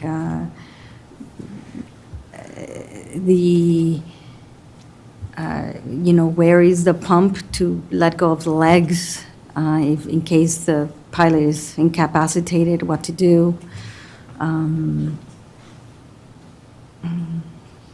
What else do I go through? Where the maps are and, the communication, things like that. They do give you a briefing on what to do. Can you tell us what was briefed on the emergency procedures for a dead sub at depth or a sub that couldn't surface, what they told you to do? Well, most of the work is outside the sub. You're inside, you're safe. It's really the work outside of trying to put you in position in the platform. And if you were on the surface on the bottom and you couldn't move, or say you got stuck, was there a procedure for how to... Surface or the bottom? Yes. It's two separate. In the bottom, The submersible had 4 bags of 35 pounds of sand. Those bags had squibs. Squibs meaning something that melts over 24 hours. When all those 4 bags melt and drop, usually that sub can come back to the surface, but very, very slowly. It also had a set of 3 hard ballast that you could drop hydraulically, one or the other or both. It also had a belly that could be released, and then you also had the legs that you could release. It's like you could use any of those in case you were stuck. You could also wait for the currents to change, which currents do change. And in other Titanic expeditions, we have heard of people getting nudged into the wreck, and then the current changes and it nudges them back. Bottom line, in expeditions, problems happen. I mean, you can even look at documentaries from other expeditions where the problems arise, and then they encounter, they resolve those problems. So you're in a very remote area in the North Atlantic trying to do something that is very few people can do. Problems arise. This is never really sold as a Disney ride. This was an expedition where things happen and you have to adapt to change. That was, at least for me, it was very clear. If you had a problem on the surface, you were at the surface.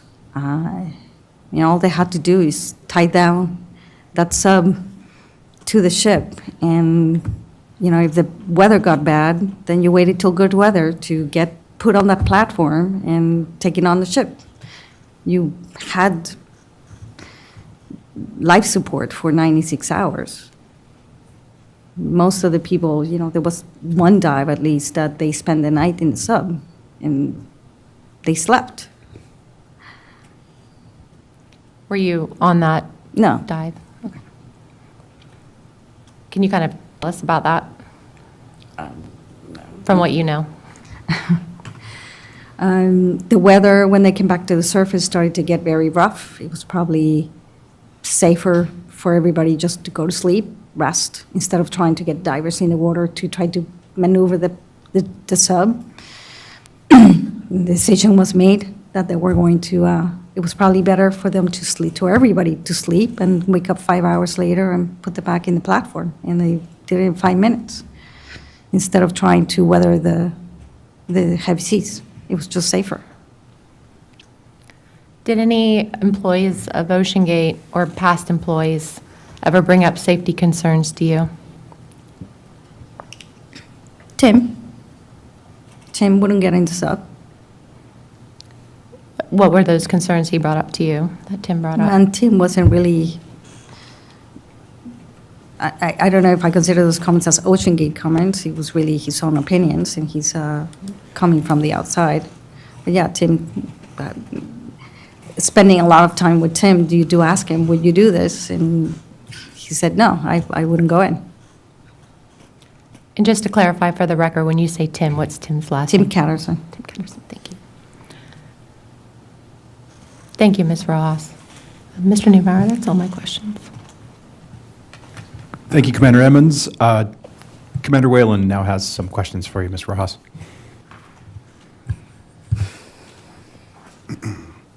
Thank you, Ms. Rojas. Thank you, Ms. Rojas. Are you good to continue, or would you like to take a break? I'm good. You had mentioned Mr. Rob McCollum in your earlier dealings with identification for submersibles. What was your relationship with Mr. McCollum over the years?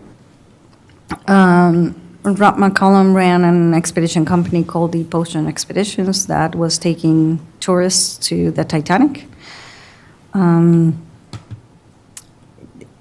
my search of trying to go to expeditions, it was actually very hard to get in touch with them when I finally did. I also signed on to that expedition quite early. That was postponed 2010, then 2011, and 2012 was finally canceled. I kept in touch with him over the years, and he was the first one that mentioned there is a new outfit that is trying to go to Titanic. And he's the first one that mentioned OceanGate. At any time in your communications with Mr. McCollum, did he ever provide his own professional opinion of of OceanGate and the Titanic expedition? Yeah, he did. He said they were probably not going to class their submersible. And did he provide further? Nope. That's all he said. Okay. So in 2015 is when you met Stockton? Yes, And you had mentioned the Explorers Club. correct. I am a member of the Explorers Club. And can you please explain to me what the Explorers Club is? Oof. The Explorers Club is a membership of different explorers, anywhere from people who have gone to the moon, who have gone to the deep ocean, any firsts that you have heard in the world of, Alan Shepard, Neil Armstrong, mountaineers, nature, animals, ocean, anything that has to do with exploration. It's the support of all exploration around the world, trying to inspire the world to really seek new worlds. If you are a member of the community that is involved in exploration or education of exploration, you can apply, go on flagged expeditions to help, whatever research is getting done. It's a place where you meet amazing people, and it's a very inspiring place, actually. And did Mr. Rush ever present at the Explorers Club? Yes, he made a presentation at the Explorers Club. And did you meet him before Yes, the presentation before. or after? Before. Before. Did you set up or schedule his presentation for the Explorers Club? No.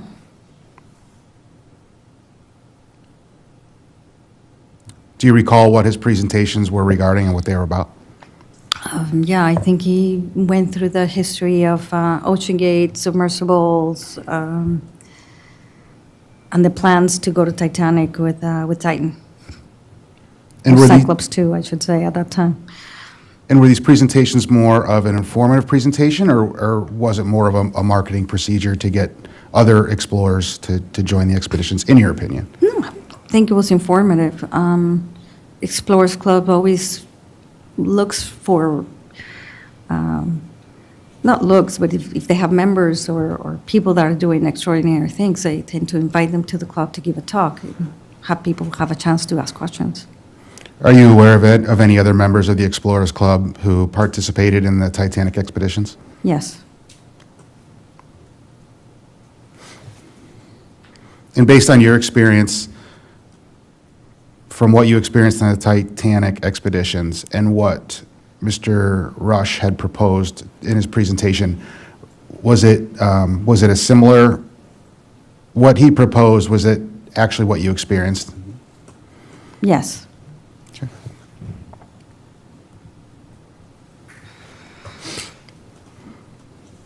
You had mentioned, and I may be mispronouncing, the Botanic dive? Britannic, I apologize. Can you tell me a little bit more about that? Yeah, Britannic is the sister ship of Titanic. Its third sister, the Olympic, it no longer exists. It was scrapped. The only one existing replica of Titanic is the Britannic, which sank in the World War II, became a hospital ship. It was sank by a mine, and it sits in 500 feet of water in Kia, very close to shore. I was invited to an Explorers Club expedition to observe. In the expedition, they were using submersibles. And one of those times that I was observing, I was invited to take part in the sub, so I did. It's a 500-feet dive, so most divers go in for 20 minutes and dive and recompress for 6 hours. And I think I was in the water less time, and I got to see the whole thing, which was pretty amazing.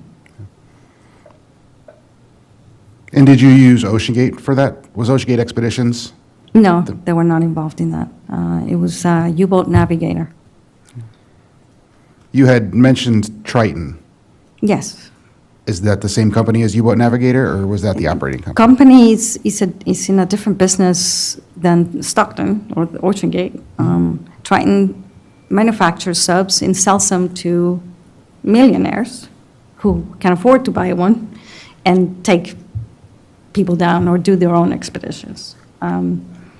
The expedition company I was with, which was U-Boat Navigator, had a Triton sub, had 2 Triton subs on board. Do you know if those submersibles were classed by a classification agency? No, I did not ask. And can you talk to me a little bit more about the support vessel and that operation? Were they towed to the site? Were they No, they driven were on they the were on aft? board. It was a very large ship, and it was their own ship too. You said it was their own ship? Yeah, the owner of the submersibles owned the boat itself.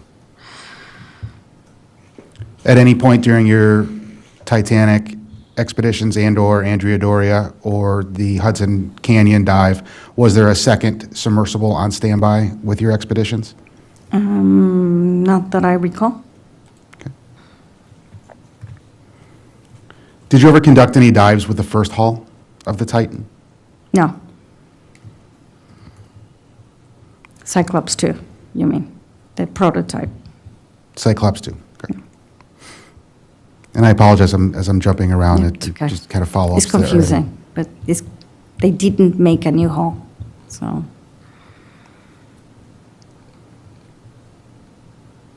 So with regards to the Andrea Doria, Yeah, how much did you pay to be part of that dive? I think it was $20,000, and that was in Cyclops 1. I want to talk a little bit about the OceanGate Titan and/or Expedition pilots that OceanGate had. Who were the pilots that OceanGate had that you worked with? Andrea Doria was Stockton and David Lockridge. Hudson Canyon was Stockton and Kenny Haig. Titanic was Stockton and Scott.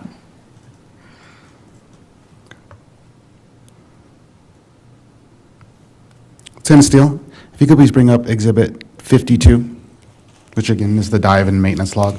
Just kind of want to go through a few dives. And just to clarify, what was Scott's last name? Griffith. Thank you. And if you can zoom in around dive 61 through 65. 65? 61 through 65. It's very hard to see. Apologies.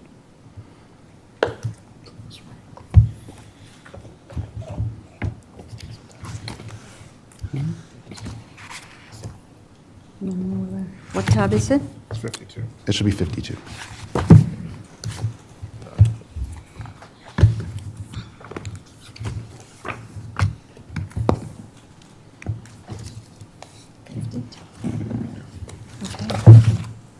Okay, What's that? yep.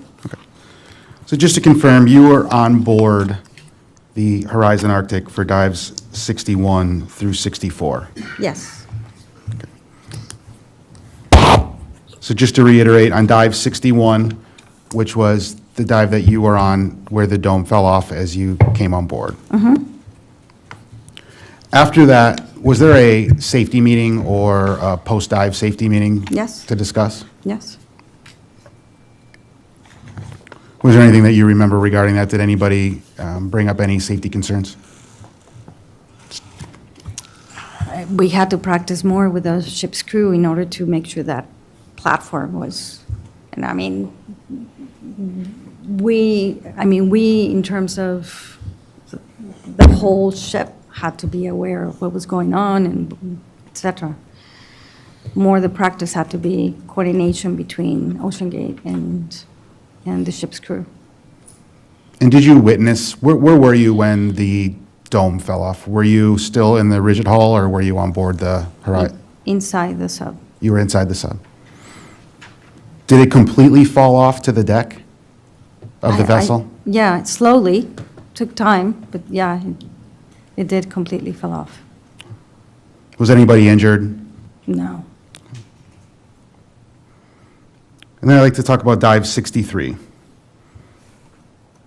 So dive 63 was on July 9th on 2021.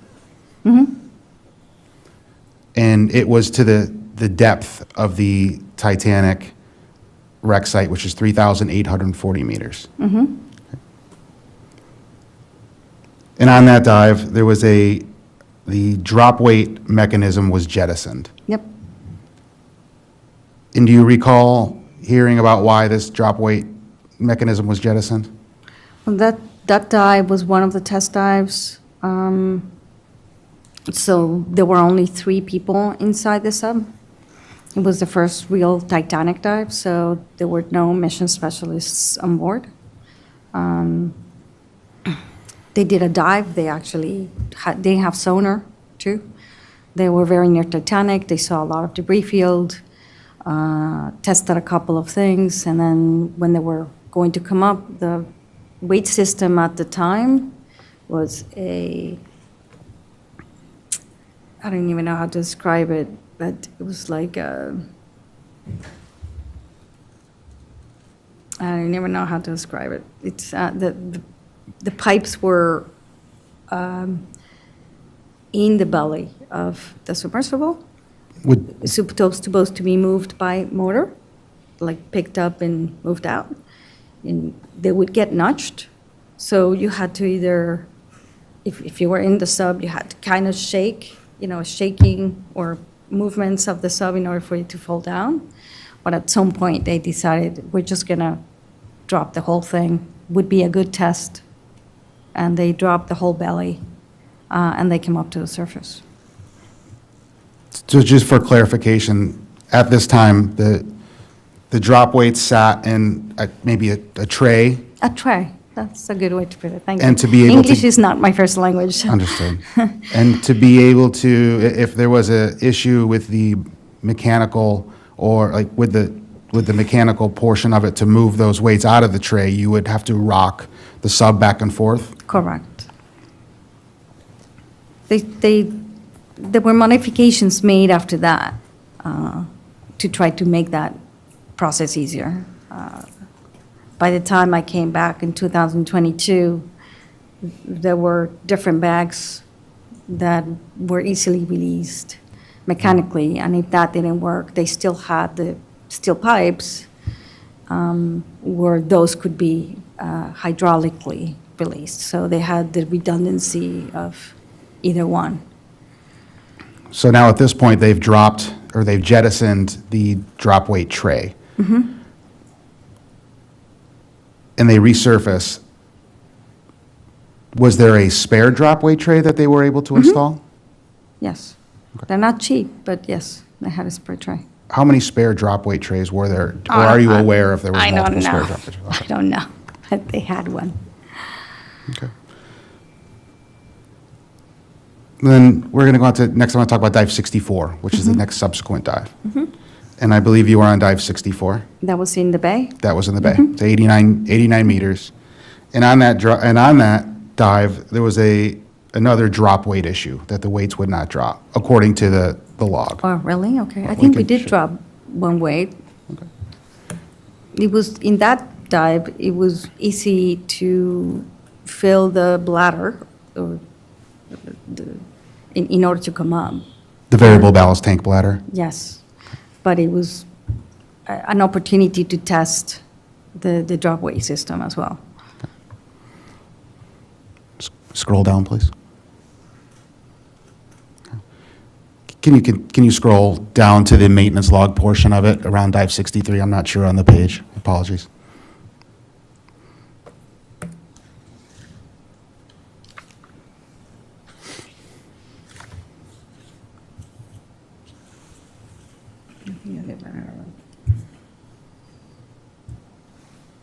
That's 63.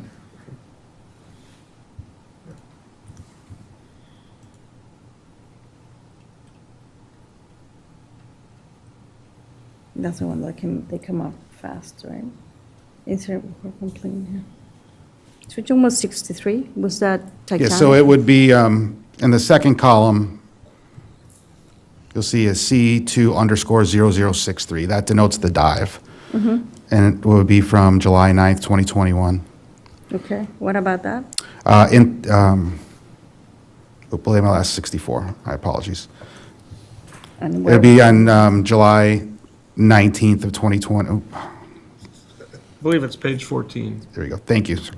It'll be July 13th of 2021 And can you remind me the location of that?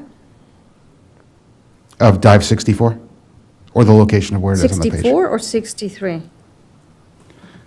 Dive 63 was the one just previous Yeah, that we just discussed with regarding having to jettison the drop weight tray. yeah, The follow-on dive was a test dive in the bay that you were on. right. And what was the purpose of that test dive? Test the weight system. And as per the maintenance log, for that dive 64, port drop weight motor would not drop. Weight found jammed, installed mud flap to ensure even deployment of weight. The dive I was on was 63? This was on 64. Yeah, I know, but I'm not sure I was on that dive. That's the one in Witless Bay that That's the lasted one in approximately Witless Bay. 4.9 hours to 89 meters. Drop 12 weight, okay, yeah. Yeah, so. Okay. I'm just trying to Yeah. see what the purpose We of the were dive was. testing the, The weights that we're had failed hoping, on, or they were testing the system. We and two other mission specialists went along. Again, the dive, you can use the bag to surface. So it was interesting to really see how things worked or didn't work. Part of my due diligence, I would say. and so but as you explained, the purpose of the weights is to be able to shed the weights to then get positive buoyancy to then come back up. When you're in Titanic depth, you need to drop weight in order to come to the surface, yeah. So- Well, depending on the payload that the submersible has, but you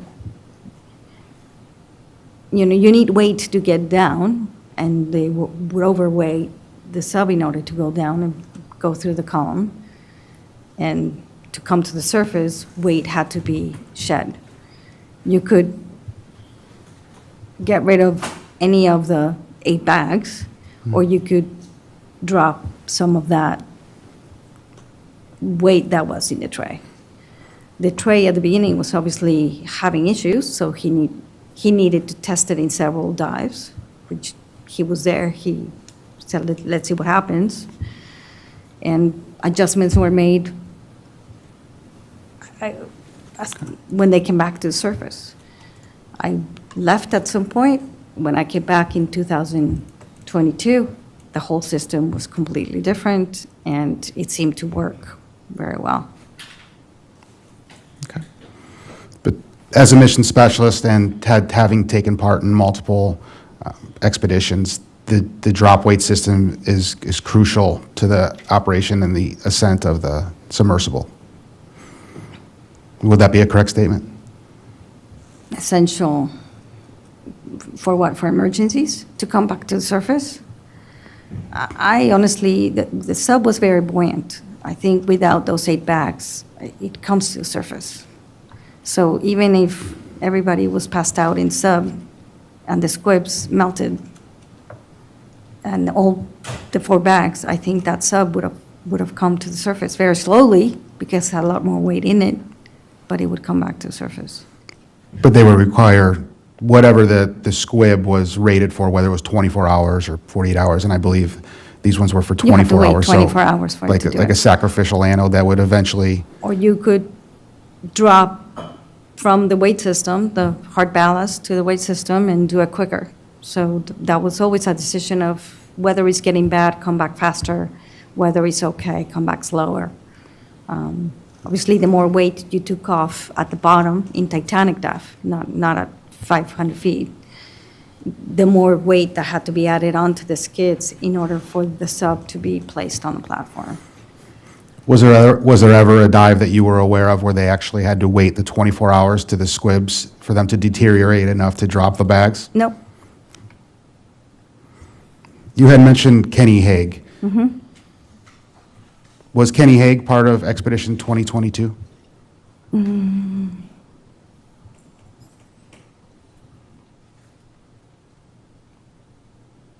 I think he was at the beginning. I don't remember, to be honest. You'll have to check.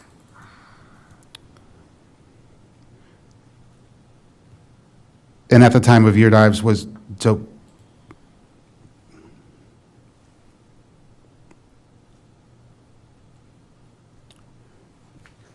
you ever made aware of an incident that happened on dive 65, which was on the 19th of July in 2021 to 3,500 meters with Mr. Rush?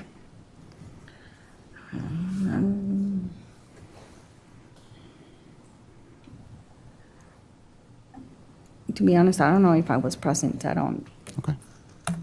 I don't go by number of dives, I'm sorry. Don't worry. This is July 17th, 21.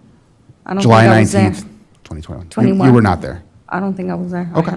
I had left already, yeah.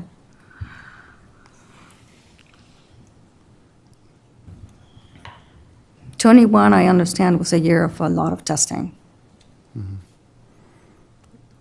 And on that dive, they were too heavy at depth and had another drop weight incident. Were you ever made aware of that? I was not present at the time. Thank you. You had mentioned a few times, not a few times, you had mentioned once with regards to a 419 or a 419. Well, she's the one that mentioned it. She but mentioned yes. it. What do you understand a 419 to be? That's recovery. It was just easier to say 419. And why was it called 419? I don't know. You don't know? That was what it was called.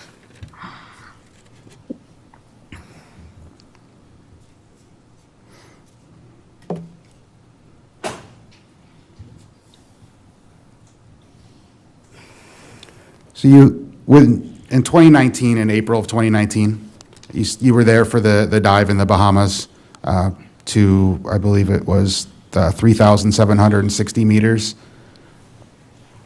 I was on a ship on the surface, yes. Was there a Lloyd's Register representative there? I don't know. There was a lot of people there. I don't know exactly who was there. And subsequent to that dive in June of 2019, were you aware that there was a crack identified in the hull? Yes. And did Mr. Rush tell you or somebody from OceanGate tell you that? I think it was, I don't know who it was, to be honest. I did know, though. Around that time, and when we were discussing, you were discussing with Ms. Emmons earlier, the reason stated for the canceling was the canceling of the 2019 Titanic expedition was the canceling of the support vessel, and that the sub was making too much noise. Yeah. Can you explain to me Or the crack. I don't know which one came first, to be honest, but it was almost around the same time. Can you explain to us in what you believe too much noise to be? Carl Stanley he's outside or inside the courtroom, came up from that dive. He himself said it was too loud. Stockton himself said it was too loud. I think that's why he wanted other people inside the sub to give him an idea of, okay, is this too much noise? So the submersible itself was making noise? But that's what I understand. I That's your was not understanding? inside the submersible. Understood. I understand you have people that are going to testify inside the submersible. He himself said it was loud. Stockton was very transparent in saying, yep, it's loud. I'm not sure if anybody can take it. I'm not sure it's going to get any quieter.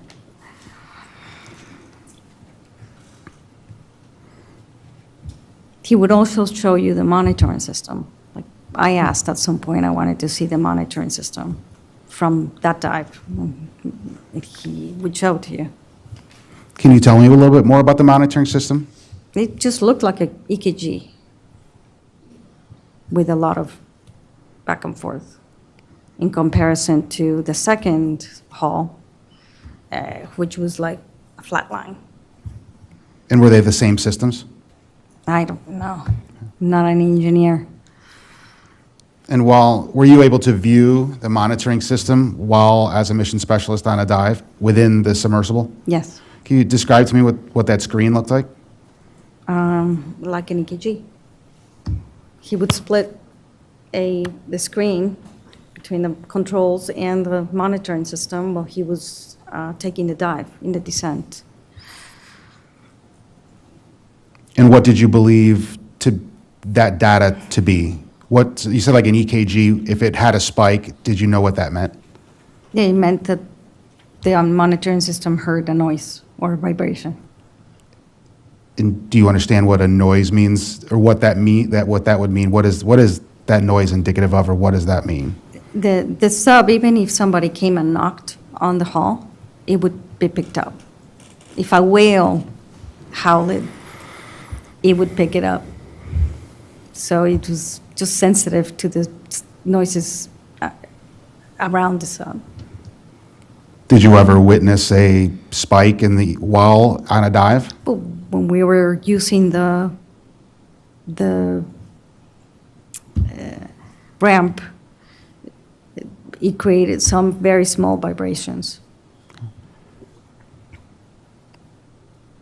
So we know that there were 8 acoustic emission sensors within the hull.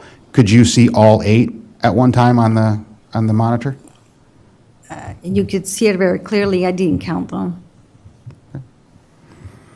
And at any point were you ever told that all of them were fully functioning? It was probably when we were going down the platform inside the sub. That's when the vibrations usually were seen. Once you start your descent, it was.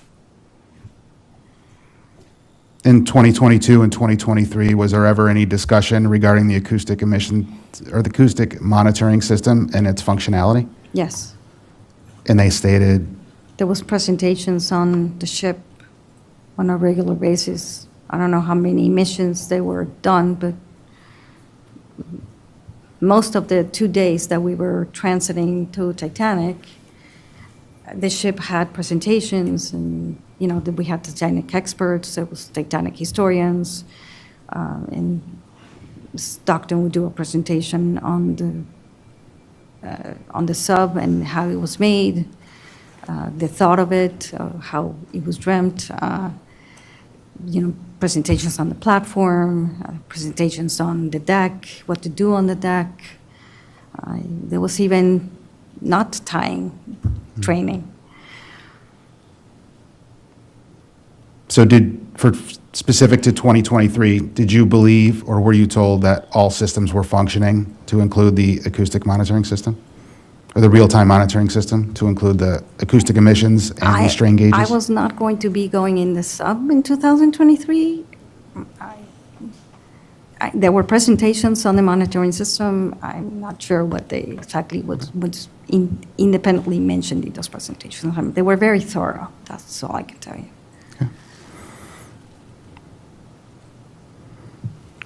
With regards to the monitor while you're inside the Titan to be able to see the real-time monitoring system, was the screen always visible, or did it have to be brought up from another screen? So within the control or what the pilot is seeing, was the acoustic emissions and the strain data always available? I can only speak for my dive. It was up.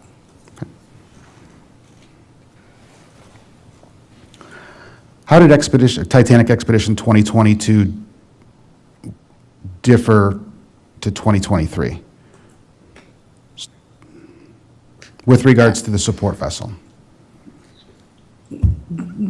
22, we had the opportunity to see the submersible, when you got on board, because it was on board, so anybody who got on the ship, we as mission specialists got to see it, to sit in it, experienced it. I think there was also more chance for the Ocean Gate crew to look it over and do repairs.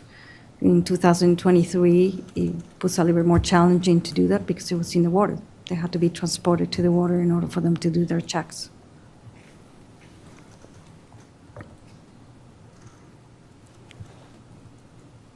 And so for confirmation, you were on mission 4 and 5 of Expedition 2023. Yes. When you arrived to the Polar Prince was a support vessel. When you arrived at the Polar Prince and you met up with the Ocean Gate Expeditions crew, were you provided with a brief of mission 1, 2, and 3, and were made aware of any issues or any maintenance problems that were had?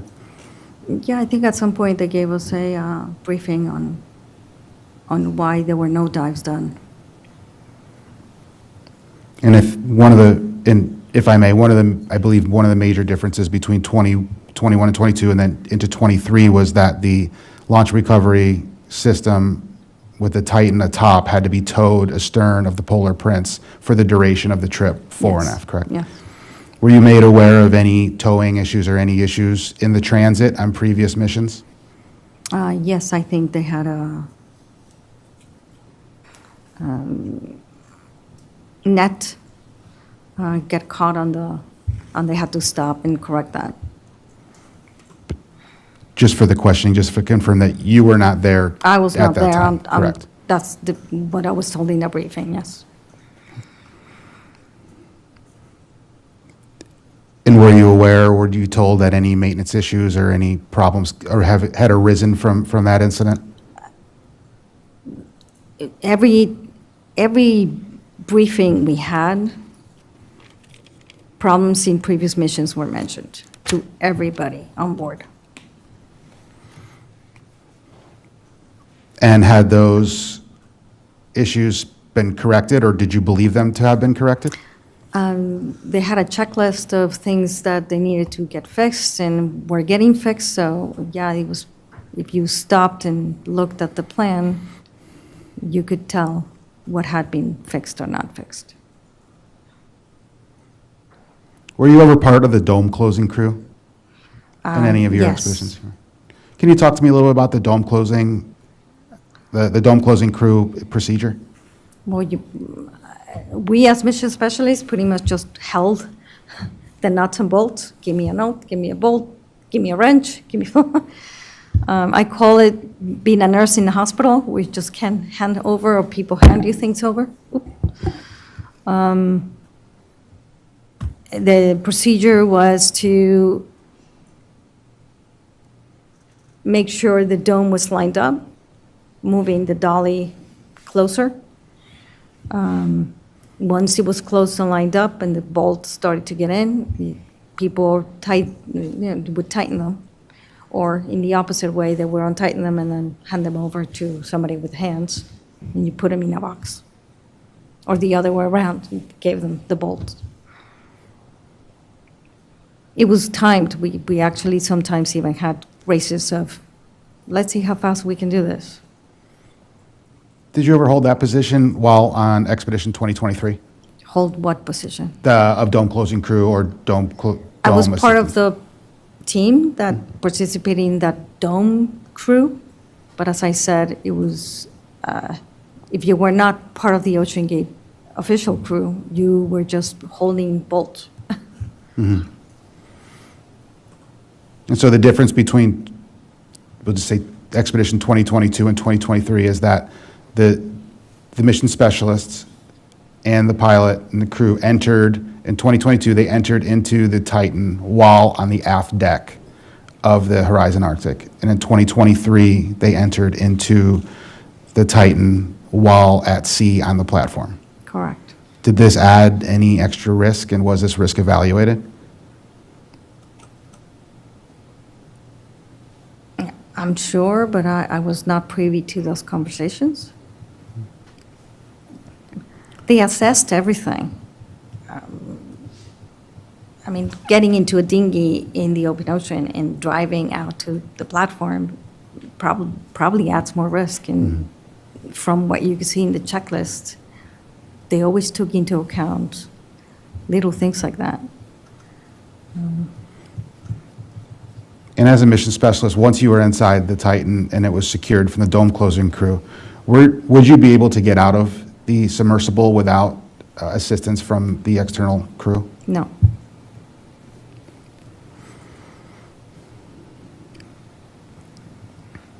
On dive 88, at what point were you made aware that the communications were lost? Approximation. After I ate my lunch, went back to the bridge, and they had lost communications at that time. I can't remember the time I went up to the bridge.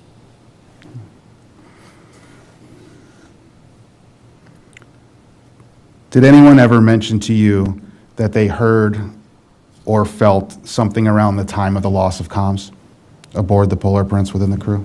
No.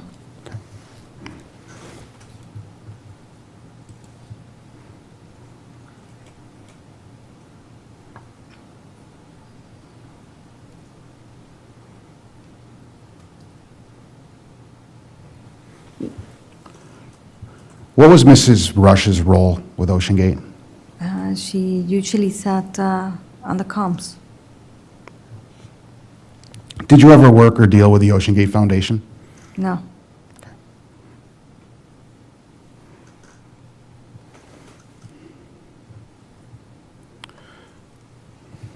You had mentioned a waiver that you had signed.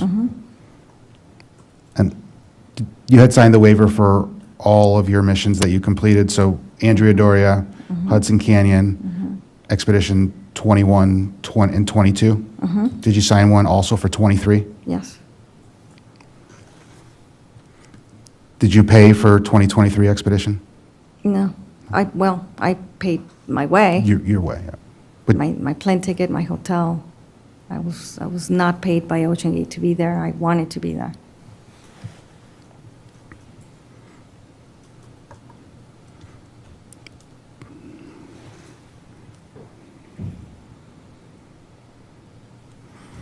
that's all the questions I have, sir. Mr. Rojas, before we begin a new line, would you like to take a break? Yeah, let's take a break. Okay. The hearing will recess and reconvene at 11:25.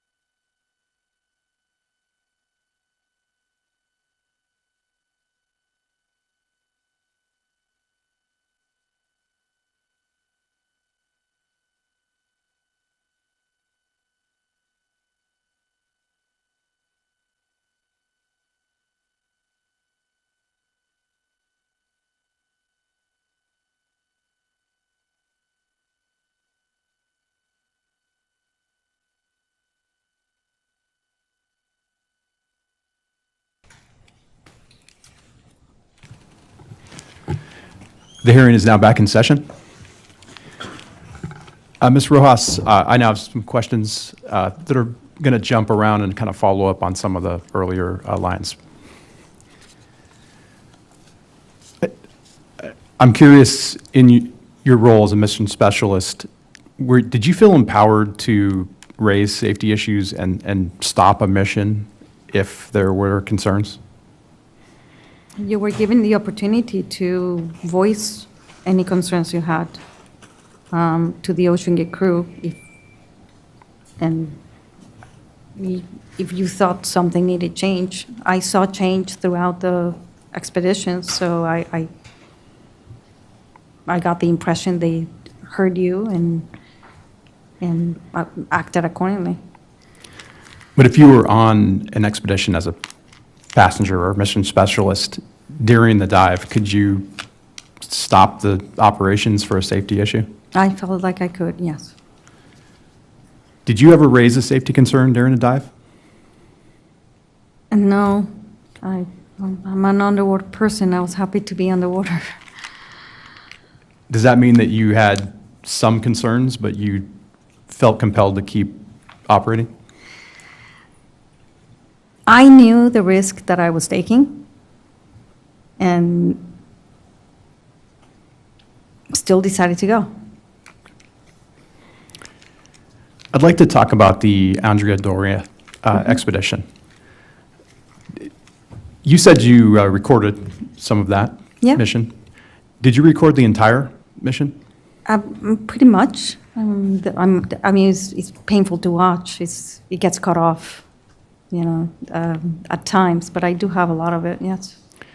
Did you record the interaction while the Cyclops was stuck at the bow? I don't think I have the exact moment where we're in the prow. I think I have to look back at the video. Gladly, I'll give it to you. No, thank you. For the record. I'd like to work through your counsel afterwards just to get any videos you have. Yeah, no, we'll give you all the videos so you can watch. It's painful to watch, to be honest, but there's audio, and you can see the sequence. When we were at the prow, I don't think I have any recordings of the discussion on the controller. I can tell you that I did not use any foul language, and that I was not really the one to ask Stockton to give the controller to Lockridge. Understand. Did you see the exact passing of the controller between the two? Did I see it? Yeah. Was it handed to Mr. Lockridge? It was put on his feet. He was standing up, looking on the dome on top, and Stockton just put it on the floor. Did it temporarily break? I did not see it broken. Approximately how long was the Cyclops stuck under the bow? And I know this would be an approximation.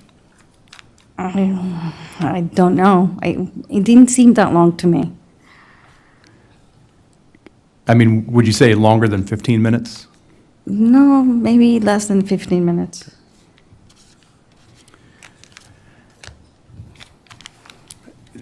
Did you, in your opinion, was the exchange between Mr. Rush and Mr. Lockridge tense during that time?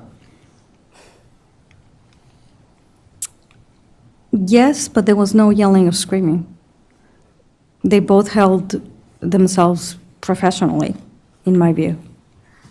Thank you. During Dive 88, I want to clarify one point. When communications were lost with the Titan, were you on the bridge at that time? 888 is which dive? Oh, I'm sorry. During the 88 is that was the accident. Yeah. Yes, ma'am. Were you on the bridge when communications were lost with the Titan? No. I did come back when I checked and they had comms. I did see that they were trying to link to regain comms. Understand. Yeah. During your time during the 2022 expedition, Did you routinely assist the crew with maintenance of the Titan during off-cycle periods? I was present, but no, I was not the one doing the maintenance, no. But you were aware of the maintenance being conducted? You Yeah, observed that? I was on deck, probably in the container, handing over tools. And this would be your opinion, but I'm curious, in your opinion, from 2022 to the 2023 expedition, did you see a change in the level of maintenance being given to the Titan? No, it just took longer because it was in the water. So there were people maintaining the Titan on the 2023 expedition at sea? For the very couple of platform dives that I witnessed, yes, there was people on the platform doing maintenance on Titan. And just to clarify, I mean when the Titan was not diving, like during the off... Once it came back to the surface, there were people on the platform doing something. You can't see it because you're in the ship, but Right, but were you aware of the maintenance times being conducted during the 2023 Of the what? expedition? Were you aware that maintenance was being conducted while the Titan was not diving? it seemed so, that they were doing maintenance while it was not diving. Okay.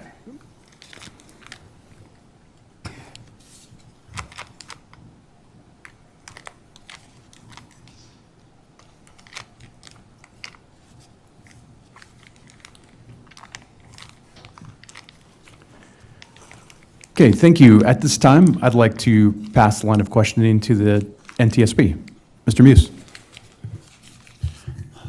Good morning, Ms. Rojas. On the 2019 expedition, the one that was canceled, did anybody give you an explanation as to why the surface ship canceled on them?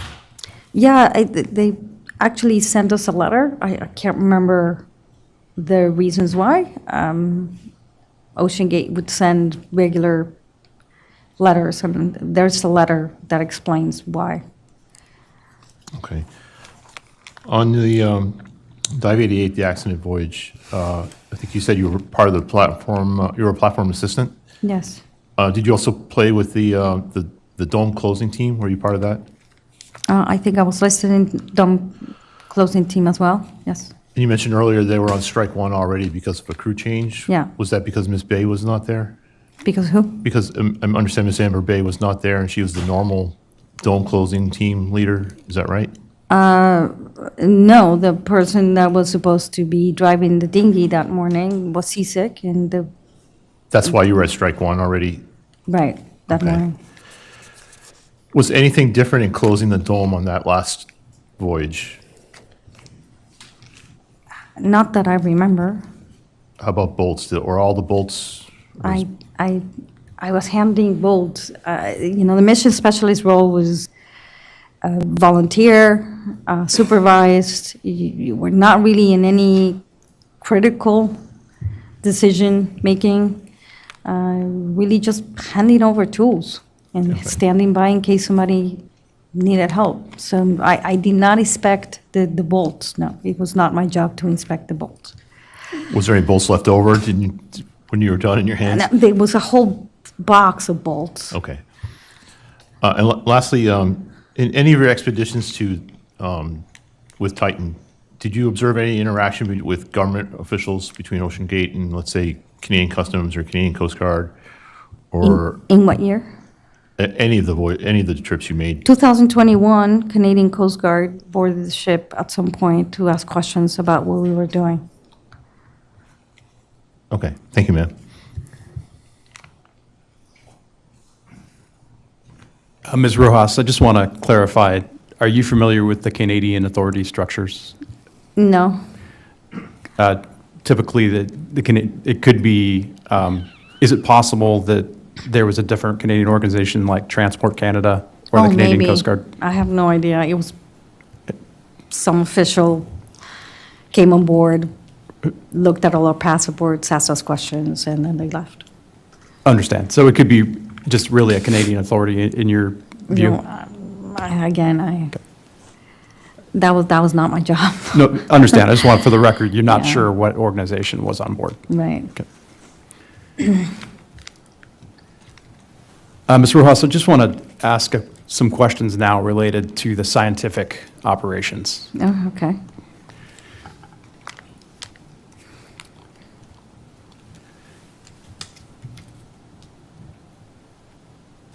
Did you ever work with or have discussions with any scientists on the dives with OceanGate? I dove with one in my dive. I had 12 hours of questioning. With that scientist? Yeah, asked him questions, etc. Do you remember what field that scientist was with? I mean, he was the head, he's Steve Ross. I think he goes after me if he's not watching. He was the chief geologist. His expertise, I mean, we had archaeologists. I think Steve was an expert on corals and fish. He knew a lot about corals and fish. I was definitely glad to have him in the sub with me. Definitely added value, in my view. And do you know if OceanGate ever provided scientific data to any organization after a dive? I don't know. I was the collector of the data, handed it over to the science team when they were done, or the pilot, or whoever was on board. They did give us talks about the science and what they were trying to do with the eDNA, which that's an acronym, sorry to use it, but I think it's DNA of the microorganisms that they collect. You could watch where they were doing it, and I hear the results of that are coming out soon. And can you clarify what dives that was conducted on? No, I don't know all of them. I know my dive had an Eskim bottle, and we collected sediment from with the skids. Okay, so just to clarify, that was definitely the Titan expeditions. That was Titan, second hull. Yes. You talked about the waiver that was provided by OceanGate to mission specialists. Did Mr. Rush or anyone else discuss the experimental nature of the Titan to you directly? Yes. Did you understand the Titan was not inspected by the U.S. Coast Guard? Yes. Were you aware that a classification society had not certified the Titan? Yes. Were you aware that the Bahamas had not registered the Titan? Registered. Or, I'll rephrase. Were you aware that the Bahamas did not flag or register the Titan submersible? I don't think I asked what flag it had. Were you aware that the Titan did not have a registration or flag? Why is that relevant? A vessel operating recreationally or commercially has to be registered or flagged by a state or a nation. No. I'm not sure if it was flagged or not flagged. That was not a question that really concerned me. Did you ever hear OceanGate discussing those matters? I know that the reason they were in the Bahamas is because it was deep water and it was faster to get to the deep water to do the testing. Okay. Thank you. At this time, I'd like to go to OceanGate for questions for Ms. Rojas. Thank you, Mr. Newbauer. Just a few questions, Ms. Rojas. Do you know whether the other mission specialists on the Andrea Doria dive went on subsequent expeditions with OceanGate? I know Arthur was scheduled to go to Titanic. Do you know if any of them went on any of the expeditions?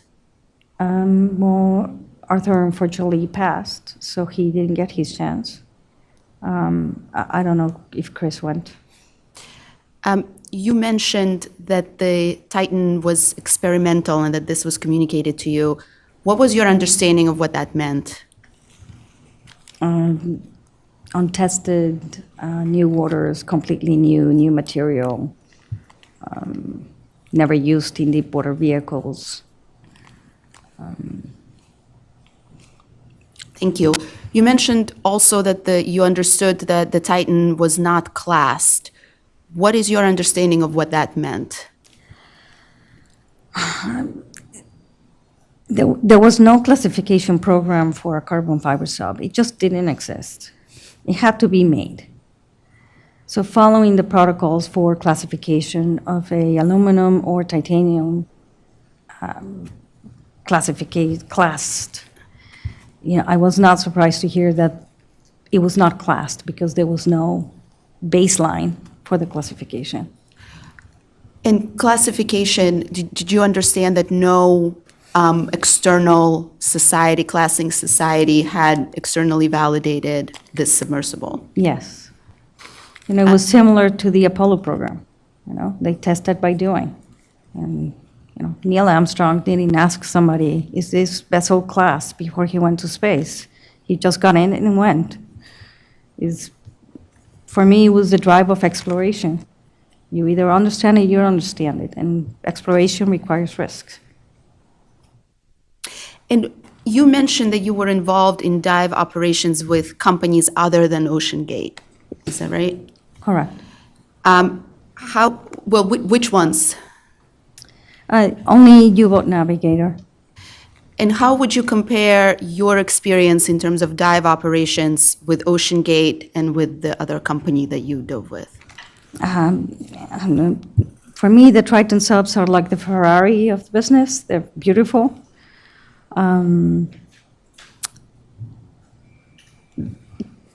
So the sitting on the submersible was different. It was very comfortable. It was really the operation, and the operation that I went with to the Britannic was also very professional. So I didn't really notice any differences. That submersible used a crane to put us in the water. It had divers in the water. It took a while in terms of there was a lot of waiting. So that was similar. Everything else was pretty much the same. Thank you very much, Mr. Rojas. Thank you. At this time, does the board have any additional questions? Mr. Fawcett.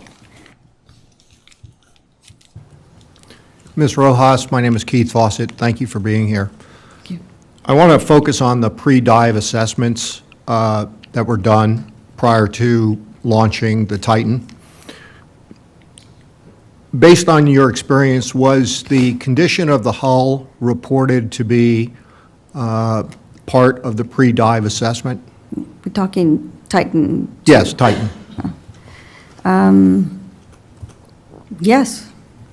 The pilot walked around the sub and looked at every nook and cranny of that sub. Were you aware that the white, as you described it, marble-like coating on the exterior of the Titan prevented visual inspection of the carbon fiber hull? Well, it was usually off when they did that inspection, and then they put the fairings back on. But I'm talking about the actual hull itself. You repeat the question then? The white coating? Yeah, you said There earlier was no that white coating. yeah, you said the difference between Titan 1 and the second Titan, the one that was on Expedition 2023, had a white, smooth, marble-like coating. No, I never said white coating. Okay, a I said marble-like. it looked different. It looked smoother in comparison to the prototype that you could see that it was wound. It was almost like the weaving was smooth. That's the only way I can explain it. To me, visibly, it looked different. There was not white coating on it, no. It was still gray or black. So on that final dive, was the pre-dive risk assessment meeting held the morning of the dive? Yes. And on any of those dives that you actually made, was a pre-dive assessment made from inside the submarine once you were bolted inside, where they communicated to topside by radio? Yes. Did you ever hear the submersible pilot say that all of the real-time acoustic sensors were functioning properly? There was a saying about that was one of the checks. I don't remember if they said they were all working properly or not working properly, but yes, the answer is yes. So you mentioned strike one on the final dive. Yeah. How were the strikes communicated to Titan if the Titan was descending towards the bottom? No, the strikes were determined before you actually took the dive. In the briefing, we'll say, okay, we're starting the dive after assessments were made of how people felt on that dive. Everybody was ready to get in the water. Were mission specialists ready and weighed? They went through all those checks, and then at the briefing, you say, okay, mission director would say, we're starting with strike one. At some point when we had the stop ski, they would tell you, okay, we have this number of strikes. Somebody, I'm assuming the pilot, was reporting to him the number of anomalies or strikes or the changes. If, like, one of the changes that morning was we're changing crew, so he would write it down. When we had the stop ski is when they announced to all of us by radio that, okay, the time is 9:15, we have 2 strikes or 1 strike, whatever number is, or no strikes. We're starting the stop ski for 5 minutes. You took 5 minutes, and after that, you went about to your business. Would you know if an inoperable Niskin bottle, a water sampling bottle, would constitute a strike? I don't know if that I think that would have been an anomaly. And That's to make experiments, right? So it just limits you in how many experiments you're able to make. And my final question is, you were talking about the dome closing. Yeah. So in maintaining your dive equipment, your personal dive equipment, have you ever torqued bolts or fasteners to make sure they meet manufacturer's specifications? In my own diving, scuba diving, Yes. rebreather equipment, any bolts? Or nuts or screws so that they're fastened to meet the recommended manufacturer's specifications? We're getting to nitty-gritty, but yes, we do inspect all nuts and fittings on my rebreather before I take a dive, yes. So in closing the dome and securing the bolts, did you witness them tightening the bolts to a certain specification and reporting that the bolts had been properly secured? Yes. And who would do that? Who would make that report? The person that was doing the bolts. Okay, thank you very much. Thank you, Mr. Fawcett. At this time, does the board or OceanGate have any final questions for Ms. Rojas? Okay. Ms. Rojas, is there anything that the board may not have asked you that you think would be of value to this investigation? No, I'm here to help you out, try to get to the bottom of this. We all want to find out what happened. Thank you, and I do appreciate the offer of the video and audio that you have. We'll work through your attorney. And before we conclude with your testimony, it's my understanding you would like to make a statement for the record. Are you prepared to do that now? Yeah, hopefully I won't cry, but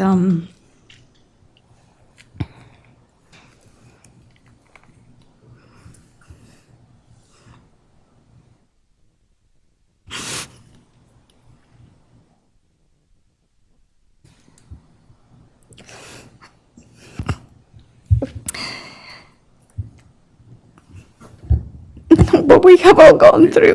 Let's take a recess. And It's okay. we'll just- I'm ready.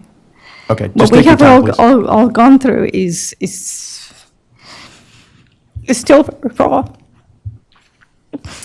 Nothing is going to bring our friends back. I hope that this investigation creates an understanding that with exploration, there's risk.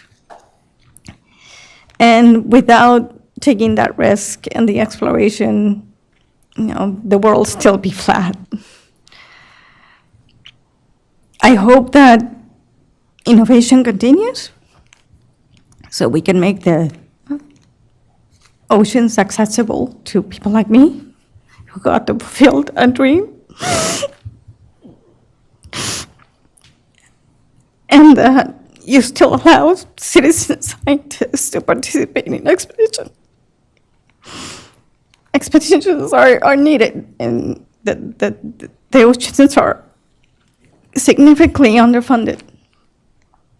Private citizens are the ones funding the expeditions, and I hope that doesn't stop. Thank you. Thank you, Ms. Rojas.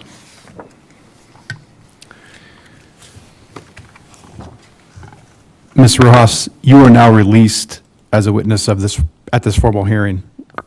Thank you for your testimony and cooperation.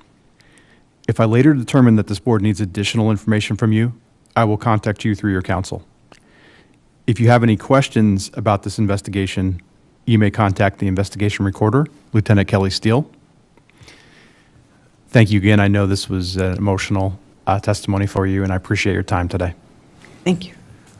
The hearing will now recess, and we are going to start after a little early for our second witness, and so we will reconvene at 1 p.m.